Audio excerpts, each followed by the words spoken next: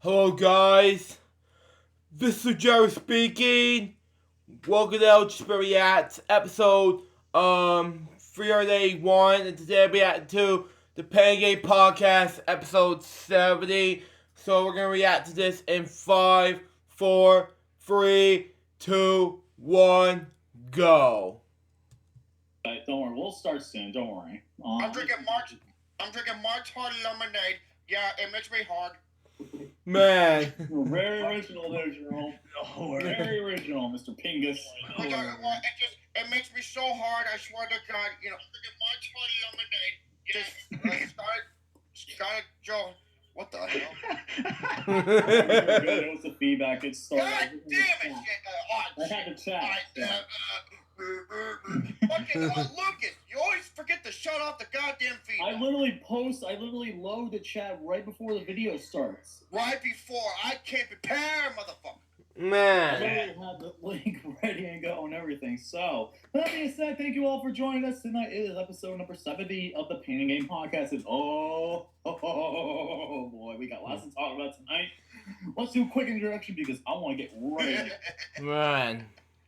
Yes. Showing back to Pimp Daddy.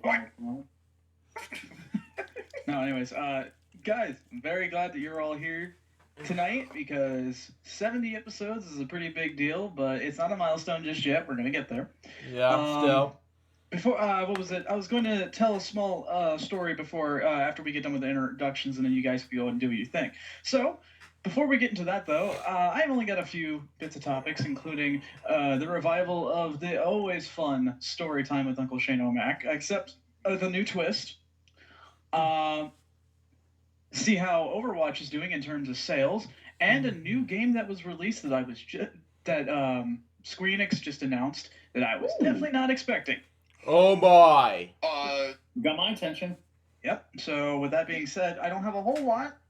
It's been a busy week. I have some things to discuss that's going on with me, but just small stuff. Again, I'll mention that sometime in the middle row of the show. So, anyways, let's get into it.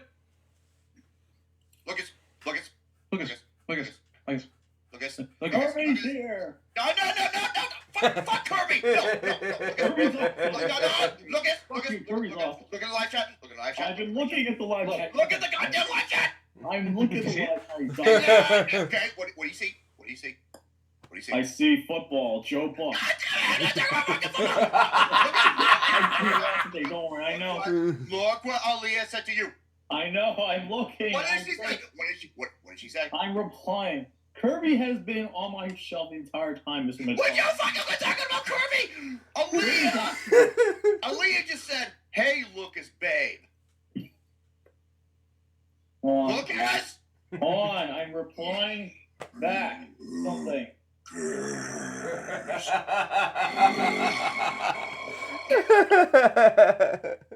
Man.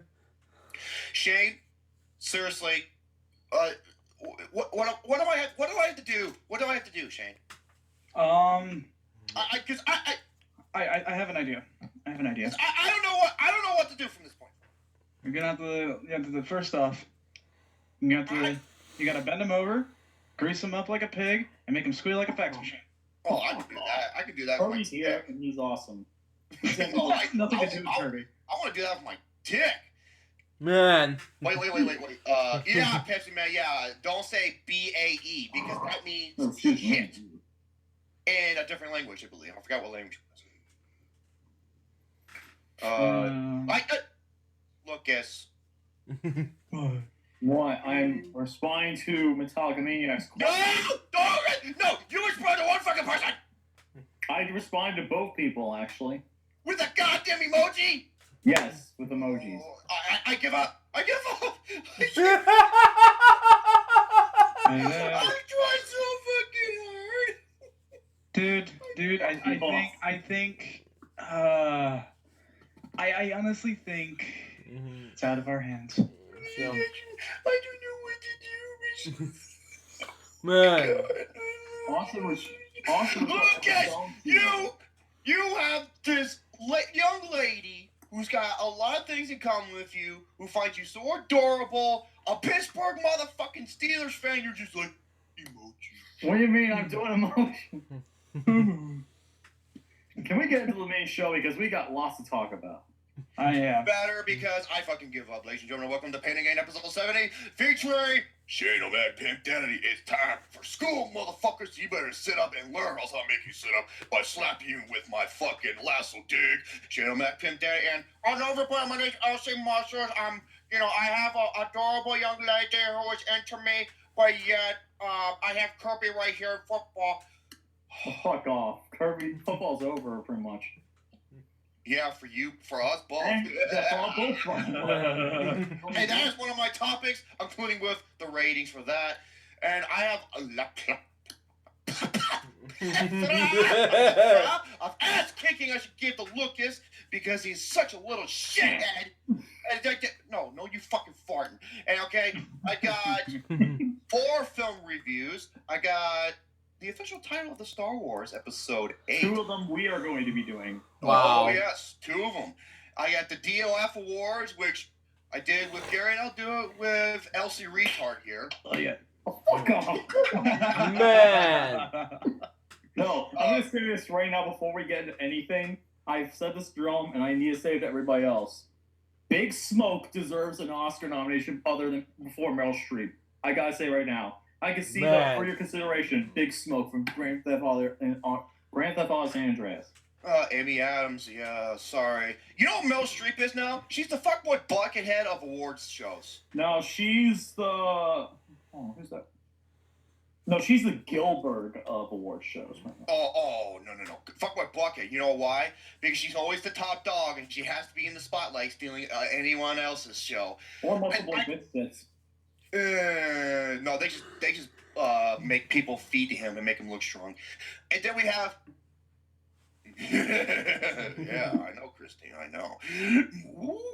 And then I have the Razzie Awards and the People's Choice Awards. Man.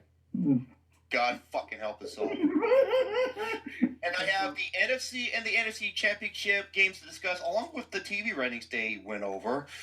And I thought I had one more. You know what? I'll save the Mortal Kombat list that I did for some other time. So, let's begin. All right. Can I do the little story thing before you guys go on ahead? Absolutely, go ahead. It was something Okay, so it was something I saw earlier, and I had to share it because it was great.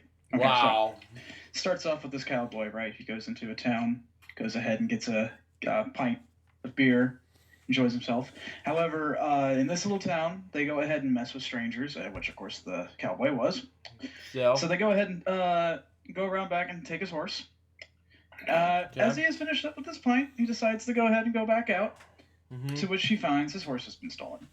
So he goes back in, throws his gun up in the air, catches it, and then fires a shot into the ceiling, grabbing everyone's attention. He then said, "Which one of you sidewinders stole my horse?" Man. No, everyone was dead silent. He says, "All right, I see. I'm gonna have myself another pint, and I want that horse returned back to me. If I go outside and it's not there, I'm gonna have to do what I done in Texas, and I don't want to have to do what I done in Texas." So people scrambling all around were trying to, get back the horse. And true to his word, he finished and he went back outside, and sure enough, his horse was there. As he gets on it, the bartender comes out and says, "Excuse me there, partner. I don't mean to be nosy or nothing, but what did you do in Texas?" The cowboy looked back and said, "I had to walk home."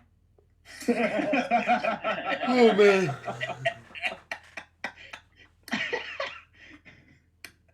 I love that story. That's a good story. It's a good joke. So anyways, you guys can go on. I really want to tell that. That is hilarious. Okay, you want to hear a funny joke? Okay, a pig fell in the mud. Man. Was it Lucas? What did I tell you about getting dirty? No, no. Daddy. We shouldn't have that special pack. I shouldn't order that special package then. Package? Yeah, package.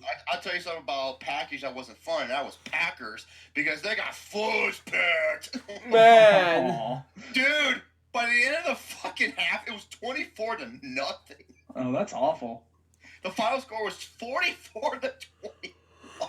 Oh my god, are you serious? Dude, like Aaron Rodgers and his girlfriend Olivia Munn literally spoke to the Green Bay Packers fans because they kind of felt bad about what happened.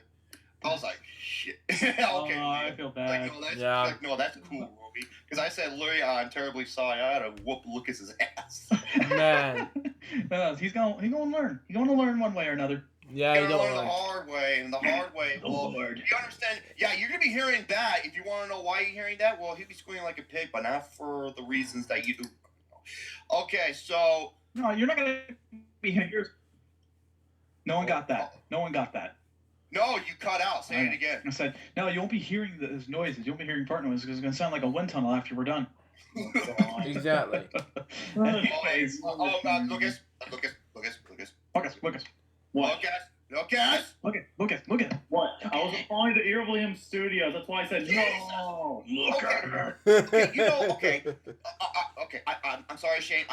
I give up. I fucking give up. I'm sorry, Leah. I'm trying to help you. I'm trying to help you, but I am. Lucas is so. Go fuck off then, Wilmer. Oh, man. Lucas, fuck. I try so hard, man. How the fuck does Lucas have a degree and I don't? Wait, this is episode 70? Yes, I like this episode because it's the same as my IQ. Man. I think Forrest Gump was 75. Oh my It's god. harder every day. All right, so I can't wait to go to California. I heard it's only like, 200 miles away. that Man. is not true. No, Okay? that's not true. The biggest state is Texas. What? Dude, all I know is I want to get into the movie review because we got a lot to talk about. Yeah, actually, we do have a lot to talk about. So, I really want to get everything going too. okay, that's fair. Okay. Because So. Jerome, we gotta go over our movie reviews. Get on Okay. I want to go to the 2 movie reviews. First off, the most controversial one, Manchester by the Sea. Okay. I saw it this morning. I saw it last night. Okay, Manchester by the Sea stars Casey Affleck, and it's about him, going through the trouble life that he's dealing with, and after the passing of his brother, he now becomes the legal guardian of his nephew or his brother's son, and it just goes through the everyday life and the troubles that he has to go through. Now, this movie has been getting Manchester hair by the sea. That's what Carrie called it. I called it for the first 48 minutes of this movie. Oh I my called it- god. I called it first 48 minutes assholes by the shitter because holy shit, I fucking hate it. The first Thank you. 48 Thank you very much. Thank you. I have the same opinion. I could not stand Casey Affleck in the beginning of this movie. I could not stand him. I'm sorry. Dude, I couldn't stand anybody in this movie. Yeah, I will agree with No, that. I'm serious. Everybody was a fucking asshole. Still. This was Everybody Wants Some all over again, except it wasn't at a college. And then, at the 48-minute mark, don't spoil nothing. I'm just going to say, he goes, sees a lawyer, and a flashback happens. From that point to the end, it was pretty damn fucking good. Good enough. I will agree with you. Honestly, for me, I feel a little bit worse. I don't think it's good. I don't think it's great, but I think it's good though. It's Okay, just I'm not saying this movie is so Oscar bait. It is. Thank you. Thank This you. is an Oscar bait movie. Oh my! I will say this though, Casey Affleck, he gives a superb performance. Still. And a lot of people ask me, does he deserve to be nominated? Yes and no. Yes, because it's deserving, and no, because there's other actors who are more deserving than him. Mm-hmm. Good Thank you. enough. We'll talk about that later because. And it was finally interesting because, like I said, first 48 minutes, I gave it a 0.5 out of 5. I fucking hated it. The first 48 minutes, the last 88 minutes, 4.25 out of 5. So when you had to do the adjustments, overall, a 3 out of 5. Wow. Hold on, give me a second. I will agree with you. Like, Jerome, did you say Casey Affleck did a good performance? I think he did.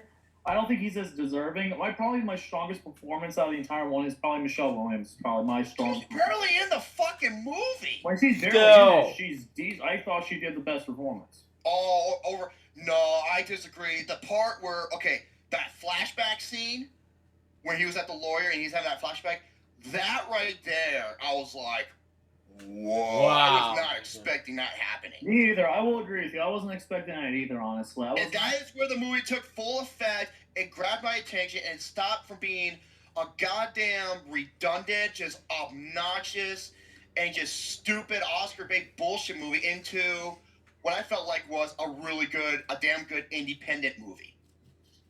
It was it was at the 48 mark where the table just turned.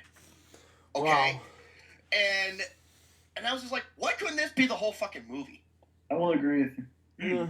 So overall, yeah, 3 out of 5. Wow. That's not too terrible, though. I give it around 3.25.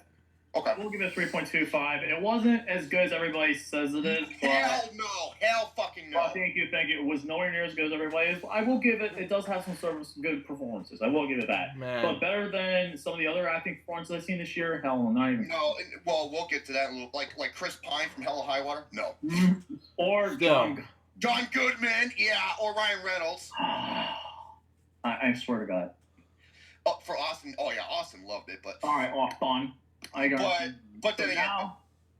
but yeah, oh yeah, in the last 88 minutes, there were a couple scenes where I'm just like, okay, that was useless. Okay, That wasn't there are a necessary. couple parts that are filler, but nowhere on the same level as the first 48 minutes. The first 48 minutes was fucking filler. That's all it was. I can understand that because it wasn't especially that bar fight scene was stupid, man. At the Exactly. beginning, dude, I was like, what was the point of that? I didn't understand. There was a bar fight in the second half or the last third of the movie, but I can understand that because you can see where he's coming from. But in the first 48 minutes, I'm just like, what significance did that fucking play in the movie? None. It was just redundant. So, yeah, overall, 3 out of 5. Overrated as fuck. It is overrated, thank you. It's the American Hustle for me this year. Because everyone praised the shit out of that movie, even though I thought, it's a good movie, but it's nowhere near as No, good. that for me is La La Land. I'm sorry, I disagree with you on La La Land, but Nope. Exactly. No way. I do want to get you to talk about we do want to talk about this movie though. Yeah. Monster Trucks. Good job, Monster Trucks. Continue on. Oh God. I've laughed probably more in this movie than I have with Taken 3. I'm actually surprised about saying that. Wait, hold on. What was that statement you said? I laughed more in this movie than I did I laughed more in Monster Trucks than I did with Taken 3. Okay, thank you. Gary, when we were doing our Oscar, our Oscar stream, Gary came up with the greatest fucking nickname for La La Land. He called it Poo Poo Land. I was like, yes! I do think it has one of the best soundtracks of the year if it wasn't for Sing, because I really do like it. Better than Sing Street? No. Sing, just Sing in general. No, better than Sing Street? No. Sing Street, I did not see Sing Street. Oh, so yes, Monster Truck comes from the director of Ice Age. He's done a couple other anime films. He did Epic, and he also did Robots. Wow. Robots, yeah. Oh yeah, Monster. Yeah, I have seen robots as well, especially Ryo. I never seen Epic nor this stupid Peanuts movie. We'll be doing that bullshit. Continue on. There's Creech, who's the best actor in the entire movie. Okay. Man. Okay, now Monster Trucks, okay, if you want to know what Monster Trucks is, it's basically a rip-off of E.T., except the monster looks like a giant... Okay, the monster is the best part of the movie. Thank you. Because he was awesome. It's not a ripoff. Period. The end. Continue on. He was charming. He had a cool look to him. No, I don't like Romy. No, she loves Romy. Basically, you know, and it's kind of he's adorable, he's funny, he's energetic. He doesn't have to say a line of dialogue, a stupid dialogue. He was the best character in the movie. Him and the other creatures. Yeah, thank you. This is all the regular actors were horrible. Here's the problem with monster trucks. Okay, now is it the worst film I've seen? No, actually, it was nowhere near on the level awful as I thought. I thought it was the best for some reason, but whatever. Continue on. However, it's fucking dumb. Well, I mean, Stop making fun of monster trucks. It was awesome. Continue on. wasn't it the premise created by a kid? Okay, here's the truth, folks. The premise of this movie was created by a 4-year-old who happens to be the son of the vice president or executive of Paramount. That explains a lot, really. And dude, not only that, this movie, before it even got released in theaters, lost $110 million. It took 3 years to film this movie. Now, I will say this, some of the visuals, like the monster creature, that looks really good. But in the third act, when the monster trucks are going off the cliffs and shit, it looked like ass. It did. I will agree with you there. I just was laughing whenever the Creech knocked over the other trucks and they just crashed and they just go like, oh, I guess nothing happened there, so we're just gonna drive off. Oh my god. Okay, and I'm watching this, I'm just thinking, here's the biggest problem with the movie. What fucking logic with some of this shit work? I'm not talking about the logic in like, okay, I can understand why the creature likes oil and shit like that. I'm talking about the corporation. It's like they are a dictator for this town to where they are literally legal to capture, beat up, and kill whoever they want, and they control the police. Oh Pretty god. That's stupid. Oh my god, it was fucking retarded. I'm sorry. Still. Makes no Goldie. sense Oh, yeah, to me, let but Goldie whatever. in, let Goldie in. And, okay, the problem with this movie is, hey, Bubby, aw, hi, boo-boo. Come here, Dookie. You're center of attention. Come on. Come on, dude. Come on, Bubby, boo. Yeah. I think he kind of reminds me, or she kind of reminds me of Chester, and nowadays with Cleo and Titan. So there you go. Let's continue on. Still adorable as ever, man. I remember when I was at Lucas's place for like, I think it was almost near a week, and Goldie knows how to open up the door, and so I was She sleeping. can't do it anymore. She's too old for that. Well, yeah, and I was sleeping, and I'm Man. getting dog licks on my face, and I'm waking up, and I'm like, what the heck? Shane, look at What, the chat. Look at the chat. Hang on, showing Goldie to people. Hey, look, it's your retarded sister. Oh, Goldie's And look, Come on. She wants to be seen by everybody. Come on. Come on, Hey, Goldie. look, it's, look at this. hey, look at the live chat. Man. Wait, what? Hold on. Oh, you. Who in the... Hey, it's Elsie Couture. You might want to date her.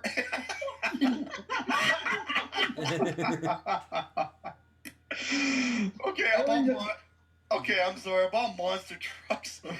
Oh yeah, it's like, dude, it's just like when. Okay, also with this movie, they commit so the boy, the guy and the gal, they commit so many fucking crimes.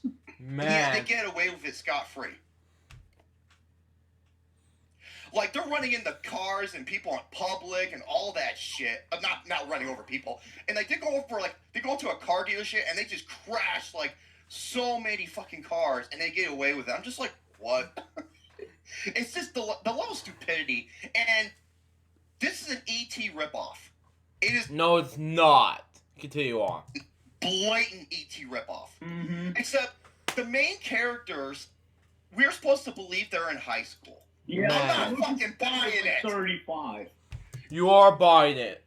It's awesome. Continue on. Dude, real life, he's like 26, 27.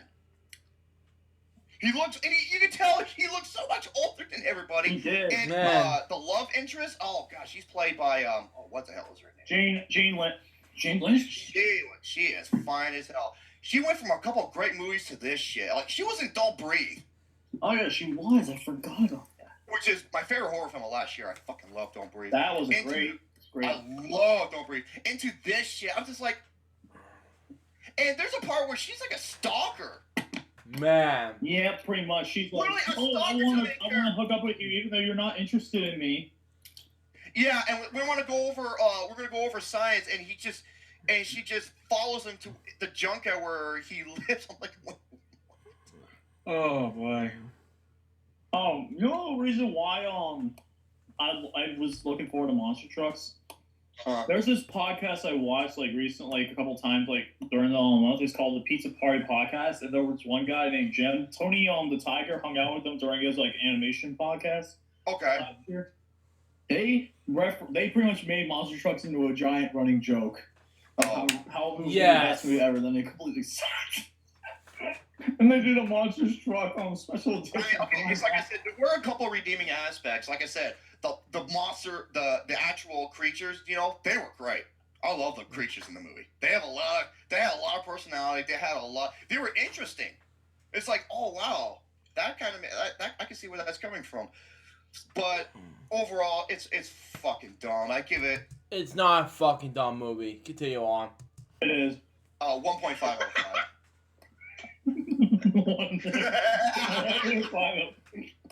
5. Celebrate as my side bitch. I shove my booty horses. I love it when Tyler's not there. Fuck off, Gary. Man, you guys are a bunch of thirsty motherfuckers. Wait. You don't like corn dogs? I'm not the biggest fan of corn dogs, but Oh, you get the fuck out of here. Trust me, man. I'm not. You steaming pile of herpes. Man. Oh my god. I'm gonna get into my review before you get into your other two, Jerome, because I have to talk about one of the worst films of this year. Is that Goalie Again? Oh, let me guess. Is that what I think it is? Holy, come on. Come in here. Come on. Come on. Everybody say hi to Goalie Again because she's a good girl. Well, shut the damn door. She can't get out. Let her sleep. Come on, Goldie. Wait. Oh, yeah, you're good. Yeah, Wait, you don't got like a little bed for her to sleep on or anything? Yeah, we do in my parents' room, but she's not in my parents' room. I don't know why she left my parents' room. I don't know why, because she usually sleeps in there, but anyway. Wait, no, bacon is an American treasure. If it was Canada, sure. Wait, fuck corn dogs? No, fuck you! God damn it! Corn dogs are delicious. Hot dogs delicious. Everything's delicious. Continue on. Delicious! Bacon wrapped hot dogs are amazing though. But yeah. Anyway, I got into this movie. Oh my god. Okay, is it what I think it is? Underworld Blood War. Oh no, it's not. Okay. I thought you didn't say the bye-bye, man. Oh my god. I actually watched the first one before I watched this one just because I don't give a shit about continuity and because the first one was supposed to be the good one. Dude, I hate the first one. Dude, they're not even that good of a movie. I don't know. It's not okay, so here's what I'm going to say, though. For people who are comparing the first Underworld to, like, the first Ice Age, and they're comparing the newest one to Ice Age Collision Course. That's really the assumption I make with this. No, the first Ice Age movie is actually really good. Yeah, it is, but, like, Underworld fans compare... Like, I was reading this online. Underworld fans compare the first movie to the first Ice Age, and then they could continue because they're both 5 movies in their own series. That's the only reason why. Mm-hmm. But Underworld Blood Wars is it's awful. That's what Luke Nukem said. He fucking destroyed it in his review. I don't think I'm gonna destroy as much as Luke Nukem, but everything in this movie is literally pure garbage. Oh my god, Gary, shut the fuck up. That's not Gary. Of course, yeah, I already know it's Gary. Trust me, I know he's talking to me right now at the same time. How's that even possible? I know he's not there. Mr. Garrison Film Reviews hasn't been on the chat for a while. Because he's talking to me personally. No, he's not. Yeah. I definitely know. No, trust me, I know this already. I already know it by now. Do you know what me and Gonzo have in common? We're surrounded by cock. Dude, I already know Dude, I already know it's Gary because he did create a Look big. there he is. See? And now he logged out LC Torres and Dude, back he literally said right. out. Trust me, I know this shit. Let me finish How my argument because everything in this movie is pretty bad. Even Goldie could have been a better actor than most of the villains in this movie. Most of the monsters aren't even that scary. Goldie's scarier than most of the monsters in this movie. And that's actually telling you something. Yeah. Man. Underworld Blood Wars is just an absolutely terrible movie. It was a cash grab. I actually saw this online because it was leaked online way before, and that's why it was a complete box office bomb from what I heard. But Yeah, I saw some I'm sorry, I was gonna say I saw some the capture footage online. It's pretty shitty. It is pretty shitty, but oh my god. Yeah, I'll have to see overall, it regardless. But this movie is just beyond awful. It literally has nothing good in it. Even Kate Banks is like, I can't go into as much detail as Luke Nukem did because I saw this a little while back and I've been waiting to do on it. Overall, this movie's a 0 out of 5. Oh my First 0 out God. of 5 a year. Goldie and Big Smoke would be better actors in this movie. If Big Smoke and Goldie were in this movie and they were like a tag team duo and Goldie was just walking around and then Big Smoke was going, Big Smoke, Oh yeah, I would've loved this movie. Let's make a fun movie, goddammit. He goes, all you had to do was follow the damn train, Goldie. Well, Goldie followed the damn train. She couldn't even follow one of those things where two people are on it and it's like a seesaw and that's how it makes it go forward. Yeah. Man. She uses her nose most of the time anyway. She uses her nose to mostly go places though, so.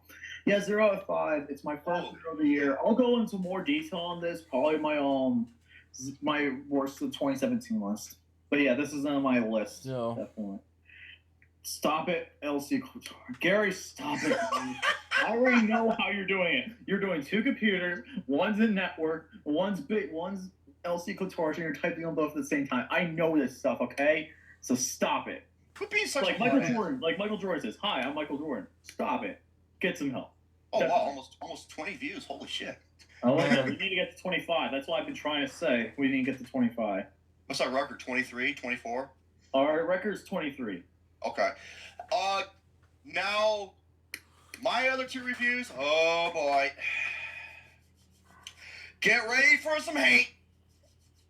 Lots of hate. Because I'm gonna have my truffles ready for my comeback. So I have my truffles ready. Dark chocolate and sea salt caramel truffles. Oh, comebacks. I thought you were talking about the Mac trick where you wake up with sheets stuck on your back and you don't know why. Ever heard of a Houdini? That's called the Superman. So. Oh, well, it's Superman. But you ever heard of Houdini? Oh, absolutely. Yeah. Lucas, do you know what Houdini is? Yes, I do know who Houdini is. I saw the No, not who. What a Houdini is. Yes, I know what Houdini is. You sure about that? Yes, I do. I thought a Joe Dini the tiny weenie. Man. Moving on. Okay. I saw a bad movie and a garbage fucking movie. I'm going to go over the garbage movie first to get it out of the way. The other film I saw is Martin Scorsese's Silence. Okay. Man. Oh boy. Here we go. Now, this is getting tons of universal acclaim. It's a movie that he's been working on for about 20 years. It follows these two men who travel to Japan where Christianity is illegal. It's like you can be executed for it. Man. I'm not surprised about that. It's like 1600 period. 1600, 1700 period. Well, yeah. I mean, Japan is incredibly xenophobic, right?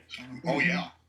And there is played by Andrew Garfield and Adam Driver, who go to Japan in secret to try to find one of their mentor, played by Liam Neeson. And from there, they experience everything from the torture to the agony of what it is like to live as a Christian in the land of the rising sun. Right. Okay. Now, I will say this. This movie has amazing camera work, and the landscapes are beautiful. They're gorgeous to look at. It's a beautiful looking movie. I love Liam Neeson in the movie, but here's the thing that's really misleading. He has Goldie feet. He's just chilling there. Okay, Liam Neeson is barely in the fucking movie. I will agree with you that he's barely in it. Barely. Okay, he's in for one scene at the beginning, and he doesn't show up for another 2 hours. That is a little ridiculous. I will give you that. And, okay, I'm not looking at the live chat because I'm actually looking at something else. So if something pops out, let me know. Other than my dick. Okay. Also, yeah, Andrew Garfield and Adam Driver, they give good performances. But a lot of people say Andrew Garfield gives a better performance than Hacksaw Ridge. I'm like, get the fuck out of here. I do not see where they're coming from. I mean, there's a sequence where he's like getting a drink of water and is like by this lake, and he starts acting like a buffoon before something happens. I was like, what the fuck was that all about? Still. And there's this one actor named Tatanobu Asano. He plays as the interpreter. Man. I like his character. He was like the most interesting character in the movie. Wow. Now for the bad. Dude, I owe Arrival an apology. Because this movie makes Arrival look like fucking Deadpool. Wow. This is one of the most tedious and most boring fucking movies I have ever seen. I don't get how, dude. I'm sorry. I was also wondering. bored shitless. This is my Fox Catcher of the Year award. Still. I don't know how, dude. I'm sorry. I have not seen a movie this fucking boring since The Witch and the Neon Demon. Wow. I didn't see the neons either of them, so. And, oh my god, I was bored fucking shitless. I'm sorry, though. There's no movie more boring than United Passions. I never That heard. movie. Well, I don't even heard of that movie, but I'm talking about like for 2016. Also, I'm not kidding you. I looked at my watch or the clock to see how much time I have left, and I was at 1 hour and 30 minutes. I was like, oh my god, I'm just barely a little over halfway through. This movie's 160 minutes long. Whoa. Oh my god, it felt like I was watching a movie that lasted 5 fucking hours. Wow. I hate that. I really do. I really hate that. Like, I know there's some films that you don't want to end, but there's some out there where it really needs to put a cap on it. You know what movie I wanted to end a long time ago? Boyhood. No, this movie makes Boyhood look like fucking, 7 psychopaths. Yeah, many movies 23 hours long, and they're parsley, and they're awesome as well. But this, seriously? Moving on, continue on. I don't see how, dude. I'm Dude, sorry. oh my god. It took him 20 years. It was 20 years in the making. It felt like it lasted 20 years to fucking watch. Also, there's this other actor named Isaiah Ogata.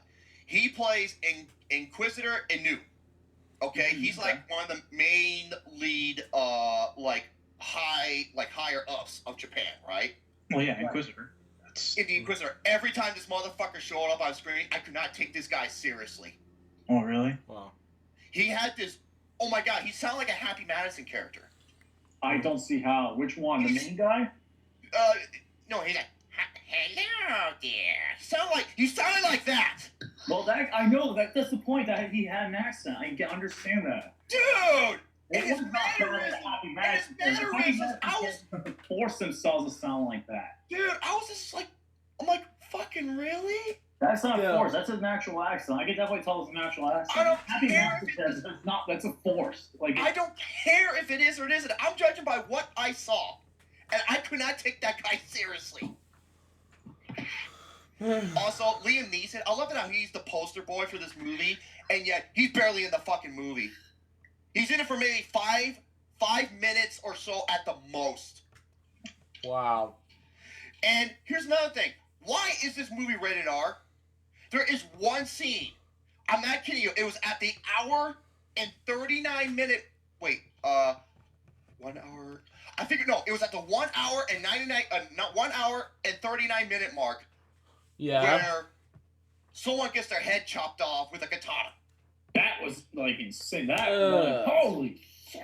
That was the one scene that made me just jump out of my seat. I was like, that was the. But here's the thing. Aside from that, this could have been PG-13.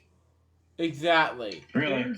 There's No, I could no. see that, but at the same No. time, with the tone of the movie, I was gonna say that's not the subject matter, maybe. No, look at The Dark Knight. Look at The Return of the King. They show tons of beheaded people, like orcs and shit getting beheaded and stabbed and fucking whatnot. Or look at that god awful movie, Sucker Punch, and that was Wow. PG-13. And yet this is rated R. I don't fucking get it. I think it has something to do with the subject matter. We may not agree, but I think that's what it is. Yeah, that's why I think it is. Dude, I was so fucking. This movie bored me so bad. I am not kidding you. Halfway through the movie, I had to take like I did with Arrival. I had to take like a 30 minute break. Wow. And after the movie was over, I had the worst migraine. Wow.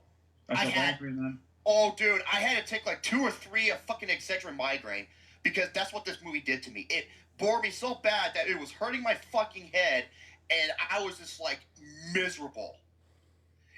So like I said, this is 2011 all over again. 2016 was from a movie that was slow, tedious, boring, and just fucking miserable to go through. And I can understand it was just insanely boring, and I can understand why this movie literally bombed. Wow. It bombed so bad, dude. $9 million. That's all it made worldwide, and the budget was $40 million. Wow. That's a shame. Not for me, because I can understand why people didn't want to see this shit. Right, Goalie? Isn't that a shame? Yeah, look at even Goalie's getting sick of it. Oh, Goalie just needs. Goalie needs to get up and she. But overall, she's uncomfortable. Dude, it's her bed. I was originally gonna get this 1.5, but after that fucking migraine it gave me 1 out of 5. Wow. Goalie, come inside. Come on. 1 out of 5. I fucking hated this movie with a burning passion. And I totally get what the movie was talking about. I get what the movie was representing, and I get the message, tone, and everything. Yeah. It's just that it bored me. It's about the execution, and it bored me to fucking tears. God Wow. damn almighty. Now go from one shitty movie to another bad movie, and this is another film that's getting a lot of praise, and I'm just sitting here thinking, what the fuck? And there's one person who I barely disagree with, and this guy made me so fucking happy. And that was Mr. Garrison. My next review is M. Night Shyamalama Ding Dong's Dick's Split. Or as I like to call it, Split Down My Ass Crack. There better Man. be a split there, or else, I'd be worried. Now Split is somewhat like a suspenseful thriller where it features James McAvoy. He is an individual named Kevin who suffers from 23 personalities. He's got DID. And on one note, he notices 3 girls and he kidnaps and captures them and brings them back into his place of home. And there is a reason for that. And all the women are doing whatever they can, for what they can, to try to figure out what's going on and try to escape before they may or may not see their fate. Wow. I'm sorry. This movie is fucking dumb. Wow. I'm sorry, dude. I will disagree with you. I love this movie. I like the concept of it. Okay. First of all, I will give the positives first. James McAvoy is tremendous. He is absolutely tremendous. Thank you. Also, the therapist. And the scenes involving him and the therapist, I was like, why couldn't this be the whole fucking movie? Still. Makes you wonder. No, I'm serious, because there's a conversation where she's trying to test it. I think he was, which one was the fashion designer? One of his personalities. I'm trying to remember the name. Give me a second. Was it it started, it was either Jack or like No, it wasn't. Was it Burton? Oh my god. Let me look this up. Shit, I forgot. But Let me look it up. dude, Yeah. like the sequences with him, and I was like, this is cool, man. Now to the bad. The three women I fucking hated. I'm so Anna Taylor-Joy was. I hated her. I will agree with you. was I will agree with boring. you on this. The other two girls weren't that good. Dude, she was fucking boring. And there's a sequence when they're getting captured in the car, and Anya Taylor-Joy's character Casey, she just sits there and like, and just gives fucking James McAvoy's character this stupid look while he's doing all this shit right in front of her. I'm like, do something, you fucking idiot! But no, she Yeah. lets her dumbass get captured. Wow. Oh my god, these three women are lazy. Fucking lazy. Wow. It was just like, really?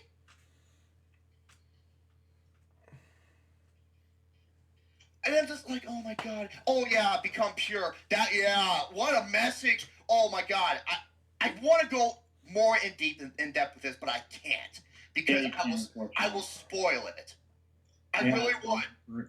However, I was talking to Austin, and I was going over some of my plot holes, and he actually agreed with me. Still. I will say this though, there is the best scene in the movie is the last scene in the movie. Mm-hmm. After the credits. Well, it's sort of like an after credits thing. It's like after the, you know, like the main title, the main ending title, and then it goes to this one scene. I was like, whoa, now that was cool. That was fucking cool. The three women were fucking either obnoxious, lazy, or just downright soulless. And the main character, I was like, okay, I can understand why she's so fucking mopey and shit, but Jesus Christ. And then you have the third and final act, where I'm just like, what? And it could have been the whole third and final. I can't fucking spoil it, but the third and final act could have been resolved Still. easily.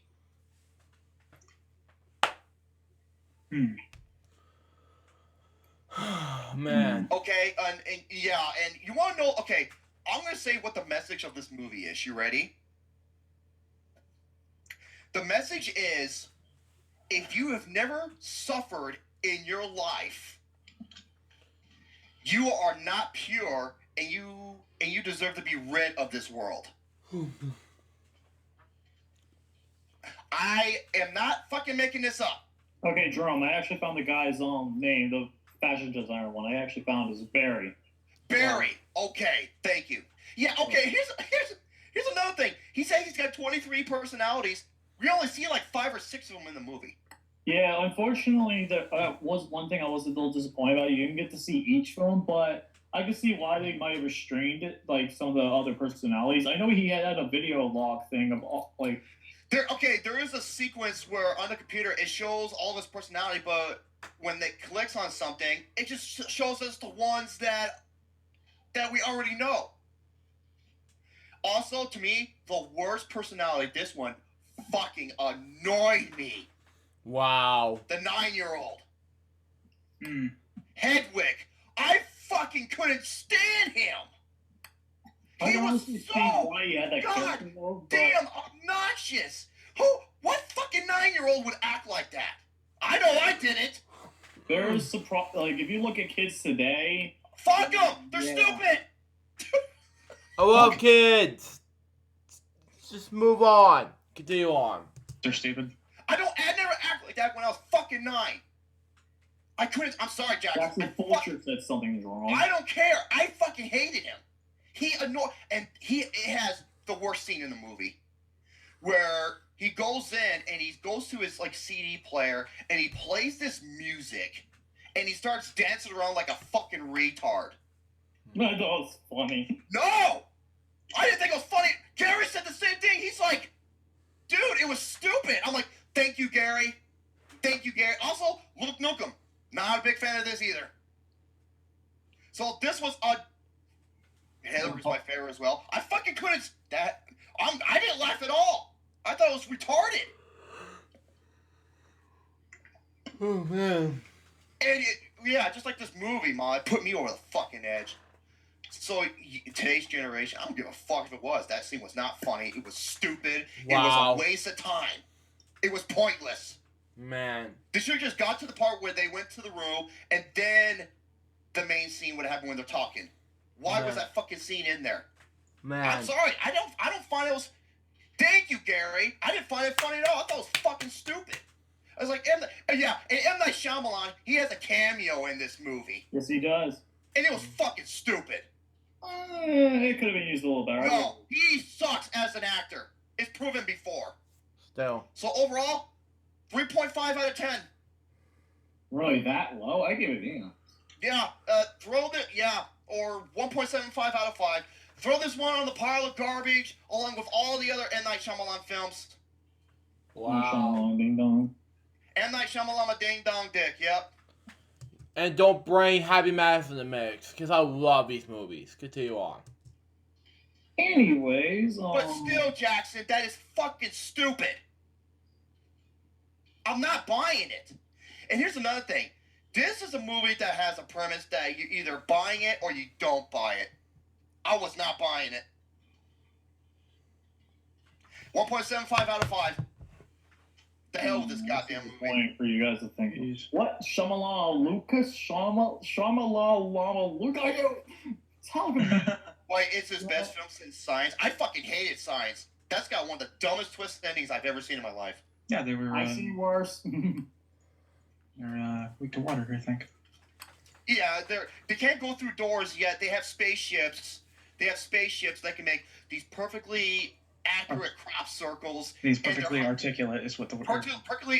Perfectly articulate, and they're able to travel like millions of light. Yeah, that's right, Brett. M. Night Shyamalan fucking sucks dick. Yeah, and yet when they arrive Earth, I'm just like, gee, if they're trying to take over this planet, couldn't they see that the entire Earth is 80% fucking water? Retard. 70%. I was about to say it's actually 70. 70 to 75%. Fuck. Wait. Wow. Wait. What is this worse? Wait. There's a reason they can't go through wood and are afraid of water. Don't fucking matter. If they're highly intelligent and they can't go through a fucking wooden door, give me a break. And yeah, they're afraid of water. Yet they come to fucking Earth to take over. Stupid. It's still not as bad as Last Airbender, though. To me, the worst movie is The Happening. To me, it's Last Happening Airbender. is just hilarious. No, it's not. I didn't laugh at all. I'm sorry. I thought that movie. It almost ruined Mark Wahlberg's career. Last Airbender was the fucking worst, dude. It was a fucking butchering of the original content. Fucking A. Okay, see, I'm just looking at it as a movie. I understand that. And if you saw it in my perspective, you'd probably agree with me. Oh yeah, because dude, my old buddy, he was the biggest fucking Last Airbender fan. And when he came out, he called me. He's like, dude, you should have saw the look in my face. I was just like, oh no. He's like, this might be worse than the Hottie and the Naughty. I'm like, no. Yeah, at that point, I probably have to agree with him on that one. And honestly, in some objective stances, yeah. Well, yeah, you know why? What he did, he took the entire fucking first season, which is 600 minutes, and crammed it into fragment into a 100-minute movie. You don't do that. You don't. You don't. It's too much to do. You don't do that. Wait, they came to harvest? Then why would they harvest in a fucking planet that kills them? Obviously, they can see where they're going out their spaceships. Stupid. Stupid. Oh, yep. All right, Mr. Pimp Daddy of Heimlich County, it's time to do some more talking from you. You gotta fuck M. Night Shyamalan. I fucking hate All right, okay, go ahead. you gotta promote your you gotta promote the host too. You have any specials going on? Wink, wink. Half and half. That's for me to know and for you guys to find out. Oh, hey man, pimping ain't easy. Man. And I'm gonna make him spit out his drink. Man, it is my dream to make you guys spit out your drinks. Oh yeah, you did it to I've me. been close a few times. No, you should have saw what Shane did to me. I was drinking, and he made this funny fucking noise, and I literally spit out so much that my entire shirt and all my pant legs, and I got some on my computer and everything, it got all over the place. Man. Dude, I was dying. Anyway, But I also laughed. yes, take it away, Austin, you dickhead. That was probably my greatest moment when I made Shane like die from laughing. I should let laugh for. Yeah. Okay, so first off, I want to thank Brett for mentioning this. However, he made it sound like this was confirmed, and it certainly is not. Let me Man. be absolutely clear about this. All right. So this ties in with my other one. So first off, let's get into the first thing. Okay. Square Enix, along with two other studios, the ones who did the Tomb Raider and the Deus Ex games, devs of those, are working on a new Avengers game. Okay. Interesting. Wait, what? What? Yes. Square Enix and these two studios are partnering up with Marvel to create a new Avengers game. Now, if that doesn't tickle your butthole, I don't know what will. That definitely got. Square Enix. It's like Square Enix, the same people behind. Final Fantasy. There you go. Yeah, and Kingdom Hearts too. Yeah, absolutely. Which is where I'm about to go. Yep. So, another thing, Square Enix followed up on the announcements by announcing Lords of Vermilion 4, which is a Japanese card game that looks so fucking cool. Okay, basically what it is, you get these collectible cards, and you put them on this machine, and the machine reads it and puts the characters in the game. Now they have special guest characters as well too. They've had Yu Narukami from Persona 4. They've had Ragnar the Blood Edge from Blaze Blue. Nice. They've had a few other ones as well too, like a couple guest characters along with the original cards that they've made, and it's such a cool game. It's too bad it will never see stateside ever. Man. Hey Shane, I was gonna ask you, is it like Yu-Gi-Oh, like Yu-Gi-Oh in the anime, but like in like with a real thing, like that? Yeah, except instead of putting something on your arm, you're an arcade console. It's like that, and the game is more like a strategy game. It's pretty cool.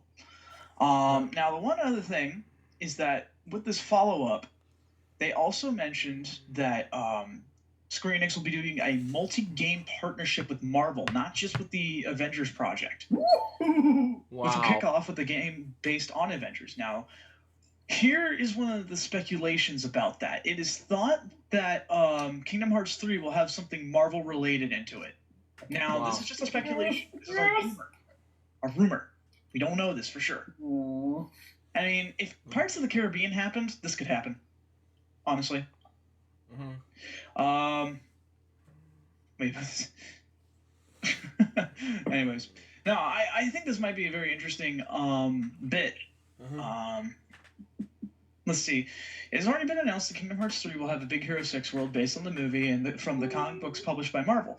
But there may be additional Marvel worlds being announced, perhaps Avengers, Iron Man, or Captain America. Only last month, game director Tetsuya Nomura confirmed that the studio had unannounced worlds, so it's entirely plausible. Man. Got my attention. You got my attention.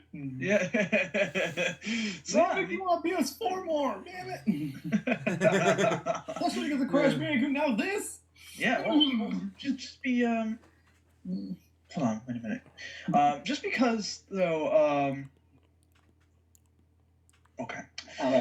Sorry. My parents sent a text about they're taking Putty to the animal hospital. Aww. But apparently he's not acting right, and he's acting like he's got something stuck in his throat. So That's not good. all right, so they're gonna. They're the best. Yeah, no, they'll keep me updated. But anyways, yeah, freaking it's a Marvel game based on the developers of Tomb Raider and Deus Ex. Now, during the Steam sale that happened recently, I managed to buy myself Deus Ex Human Revolution. And so far, I'm digging it. It's pretty cool. Like I've mentioned before, I'm a huge fan of Cyberpunk. I fucking love Cyberpunk. When I got into this game, it was awesome. Like if you're into like stealth-based games and such like that, this is something you want to do because oh man, knocking the shit out of people. Go ahead and give him the armpit of death. Fucking great, man. So, with that being said,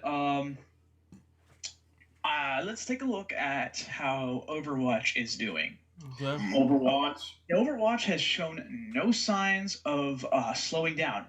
It continues to grow, now at over 25 million players. Damn. Some people might be sick of hearing about Blizzard's expertly balanced hero shooter, but the game sales certainly has not slowed down any. This might not be as ceremonious as when Overwatch hit the 20 million players mark last October, and we got Halloween loot boxes, but it's impressive to see how Blizzard's newest IP continues to grow. The company celebrated with a virtual fireworks display on its Twitter account. If you're still on the fence about Overwatch, maybe our review will convince you to check the game out. This comes from Game Informer. I'm gonna vouch for this. I love Overwatch. I'm gonna vouch for it, man. Let's see. Another thing. Super Mario fan asked me, what do I recommend? Team Fortress 2 or Overwatch? Team Fortress 2 was really fun for a while. I loved it. Yeah, it stars me. Yeah, it stars Robbie. It's heavy. And it was really fun for a while, but the thing is, it gets really tedious at times, and you only have so many characters to mess with. In Overwatch, they're continually making new characters and such, and I feel it's a little easier to get into. Mm-hmm. I love it. I really do. It's going to be tough though. I will say, because everybody else is better than everybody else in that game. When you think you're doing pretty good, someone there's going to shut you the fuck down. So yeah, pretty much. So be careful of that. Other than that, it's really fun. Just don't take it too seriously. All right. Yeah, trust me. The best thing about Overwatch is Tracer. I'm sorry. I like Tracer. She's fun. My favorite. Love the accent though. The accent's like. Oh yeah, she's British. That accent is like, oh my god. No, but I love Tracer, but my favorite is probably McCree, which is obvious. But my other favorite is Sombra. Man. I love Sombra. Sombra, okay. Yeah, I love her. She's great. Who's that one, the robot? I'm trying to remember his name. Bastion. The robot with the sword? Wait, sword? The robot with the sword. Bash? No, it's not a robot with a sword. I thought it was, because I just saw a commercial for it. No. What? No. Hold on, give me a second. Yeah, look that up, because I only know one. Okay. I know two robots. They're both Omnics, and that's Zenyatta and Bastion. Still. Bastion is also known as the salt-powered robot, because everybody hates him. Yeah, still. Okay, hold on, Shane. This is the guy. Hold on, let me send you a picture. Hold on, give me a second. Okay. This guy. No. How dare you fucking bash corn dogs? I'm eating a corn dog right now. My brother actually had a corn dog today, too. Let me see what this character. Oh no, that's Genji. That's he's a cyborg. Oh, It looks like Another yeah. Yeah. yeah, he's a badass, dude. I was seeing some gameplay from him. I saw this one guy who was really good at him. Oh my god, It's pretty insane. One of my other favorite characters, and I appreciate Metallica Maniac for bringing that up. Soldier 76. He's also one of my favorite. He's also known as he's like the old guy. He's like Clint Eastwood of the entire game. And everybody compares him to like him being a dad or something. Like, Soldier 76 is the best dad. The fuck you say, Brad? You little dingus. Man. Hey, Shane, I was gonna say so. Ask you one question. Remember, is High Noon come from Overwatch? I thought it did. Yes. Okay, because I saw this one. Okay, Shane, I was asking because I saw this one meme where it has Woody stepping over the one guy and Toy Story goes, and Toy Story 3 goes, "It's High Noon." And I just started busting out laughing. Oh yeah. No, that's McCree's ultimate when it's his ultimate Deadeye. Dude, that was hilarious. So just seeing Woody say that was I was dying. There's a snake in me boot. Anyways, let me see. Yeah. There's one other thing that I have left for my topics until I'm trying to get the last one, the story time, taken care of while you guys were talking. Okay. Aaliyah brought this to my attention, and I wanted to go ahead and talk about this because I never heard of this character until just recently. This is for Tekken 7, by the way. They released a new... Tekken 7 did go gold. I believe... I gotta look it up again. I forgot. I think it's like June 7th, I think. Hold on. Oh, wait, Leah, a.k.a. Lucas's babe. Did you say babe, you dumbass? Babe! B-A-B-E! I thought you said babe. No, I don't fucking say that adolescent bullshit. Be I quiet. thought you did. I'm sorry. June 2nd, according to what Leah said. Okay, June 2nd. Thank you. So with that, they came up with a new reveal trailer for a DLC character named Eliza. She is a vampire apparently, which is completely something new that Tekken's never done before, and it's pretty interesting. According to the Tekken wiki that I have here, she is a female vampire that holds an immense power to live for eternity. She is thought to be over 1,000 years old, but this is unclear. With the intention of taking a nap, she climbed into a coffin but inadvertently slept for 100 years. Even when she's awake, she's unable to control her sleep patterns and suddenly fall asleep at any time. Pretty interesting. She was originally revealed in Tekken Revolution, which was a free-to-play version of Tekken on PS3 and I think it's on PS4. I think. With that being said, though, hang on. Oh yeah, there was something else I wanted to cover else as well too. Thank you, Pepsi. But I while you guys were going back and forth about shit on movies, I was watching the trailer for her, and she's pretty interesting. And yeah, she has narcolepsy. It's really weird. Never heard of a character with that kind of function. So she must be pretty overpowered at points. But yeah, she has like grapples where she like bites in the necks of people. It's pretty brutal. So with that, so yeah, she'll be available as a pre-order bonus if you pre-order the game. So if a sexy vampire chick is something that you're into, then there you go. You now have incentive. You know something, Shane? You just gave me a great idea. Metal Oculus should be a DLC character in Mortal Kombat. No, which member? Which member, though? You mean Nathan Explosion? The guy that's brutal. Wow. Yeah. The one who always keeps having liver transplants. No. I need to see William Murderface as a DLC character. Man. Murderface. Yes, Fucking that guy. Brother. Thank you. Let's see. Pepsi Man brought us up. Yeah, Senpai is so much better. But anyways, yeah, there was I wanted to give thanks to Pepsi Man because I was very pleasantly surprised What is he when doing? contacted me about this because. Hold on. What is he doing? Oh man, continue on. Knows that he and I share some very good similarities when it comes to cartoons and such. It seems like Samurai Jack, the new season that's coming out, has definitely got its release date. It seems very likely. And I believe my internet will stop being stupid, I believe it is March 5th, which is a very... March 11th, Wow. actually. Okay, that's right, 11th, sorry. Jenny Tartovsky? Yes. Oh, beautiful. March 11th. That's going to be... What's that? Uh-oh. Uh-oh, what happened? I was frozen today! I was going to say, I'm very excited about it because, obviously I love Samurai Jack. It's one of my all-time favorite cartoons of all time.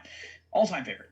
But what I'm also excited is that it's only 4 days after my birthday, so it's going to be a great late birthday present. So. Dude, I cannot wait. Can't wait. I cannot wait. Oh. On Adult Swim, Pepsi Man. But yeah, it's March 11th, 11:30 p.m. on Adult Swim. Wow. I cannot wait.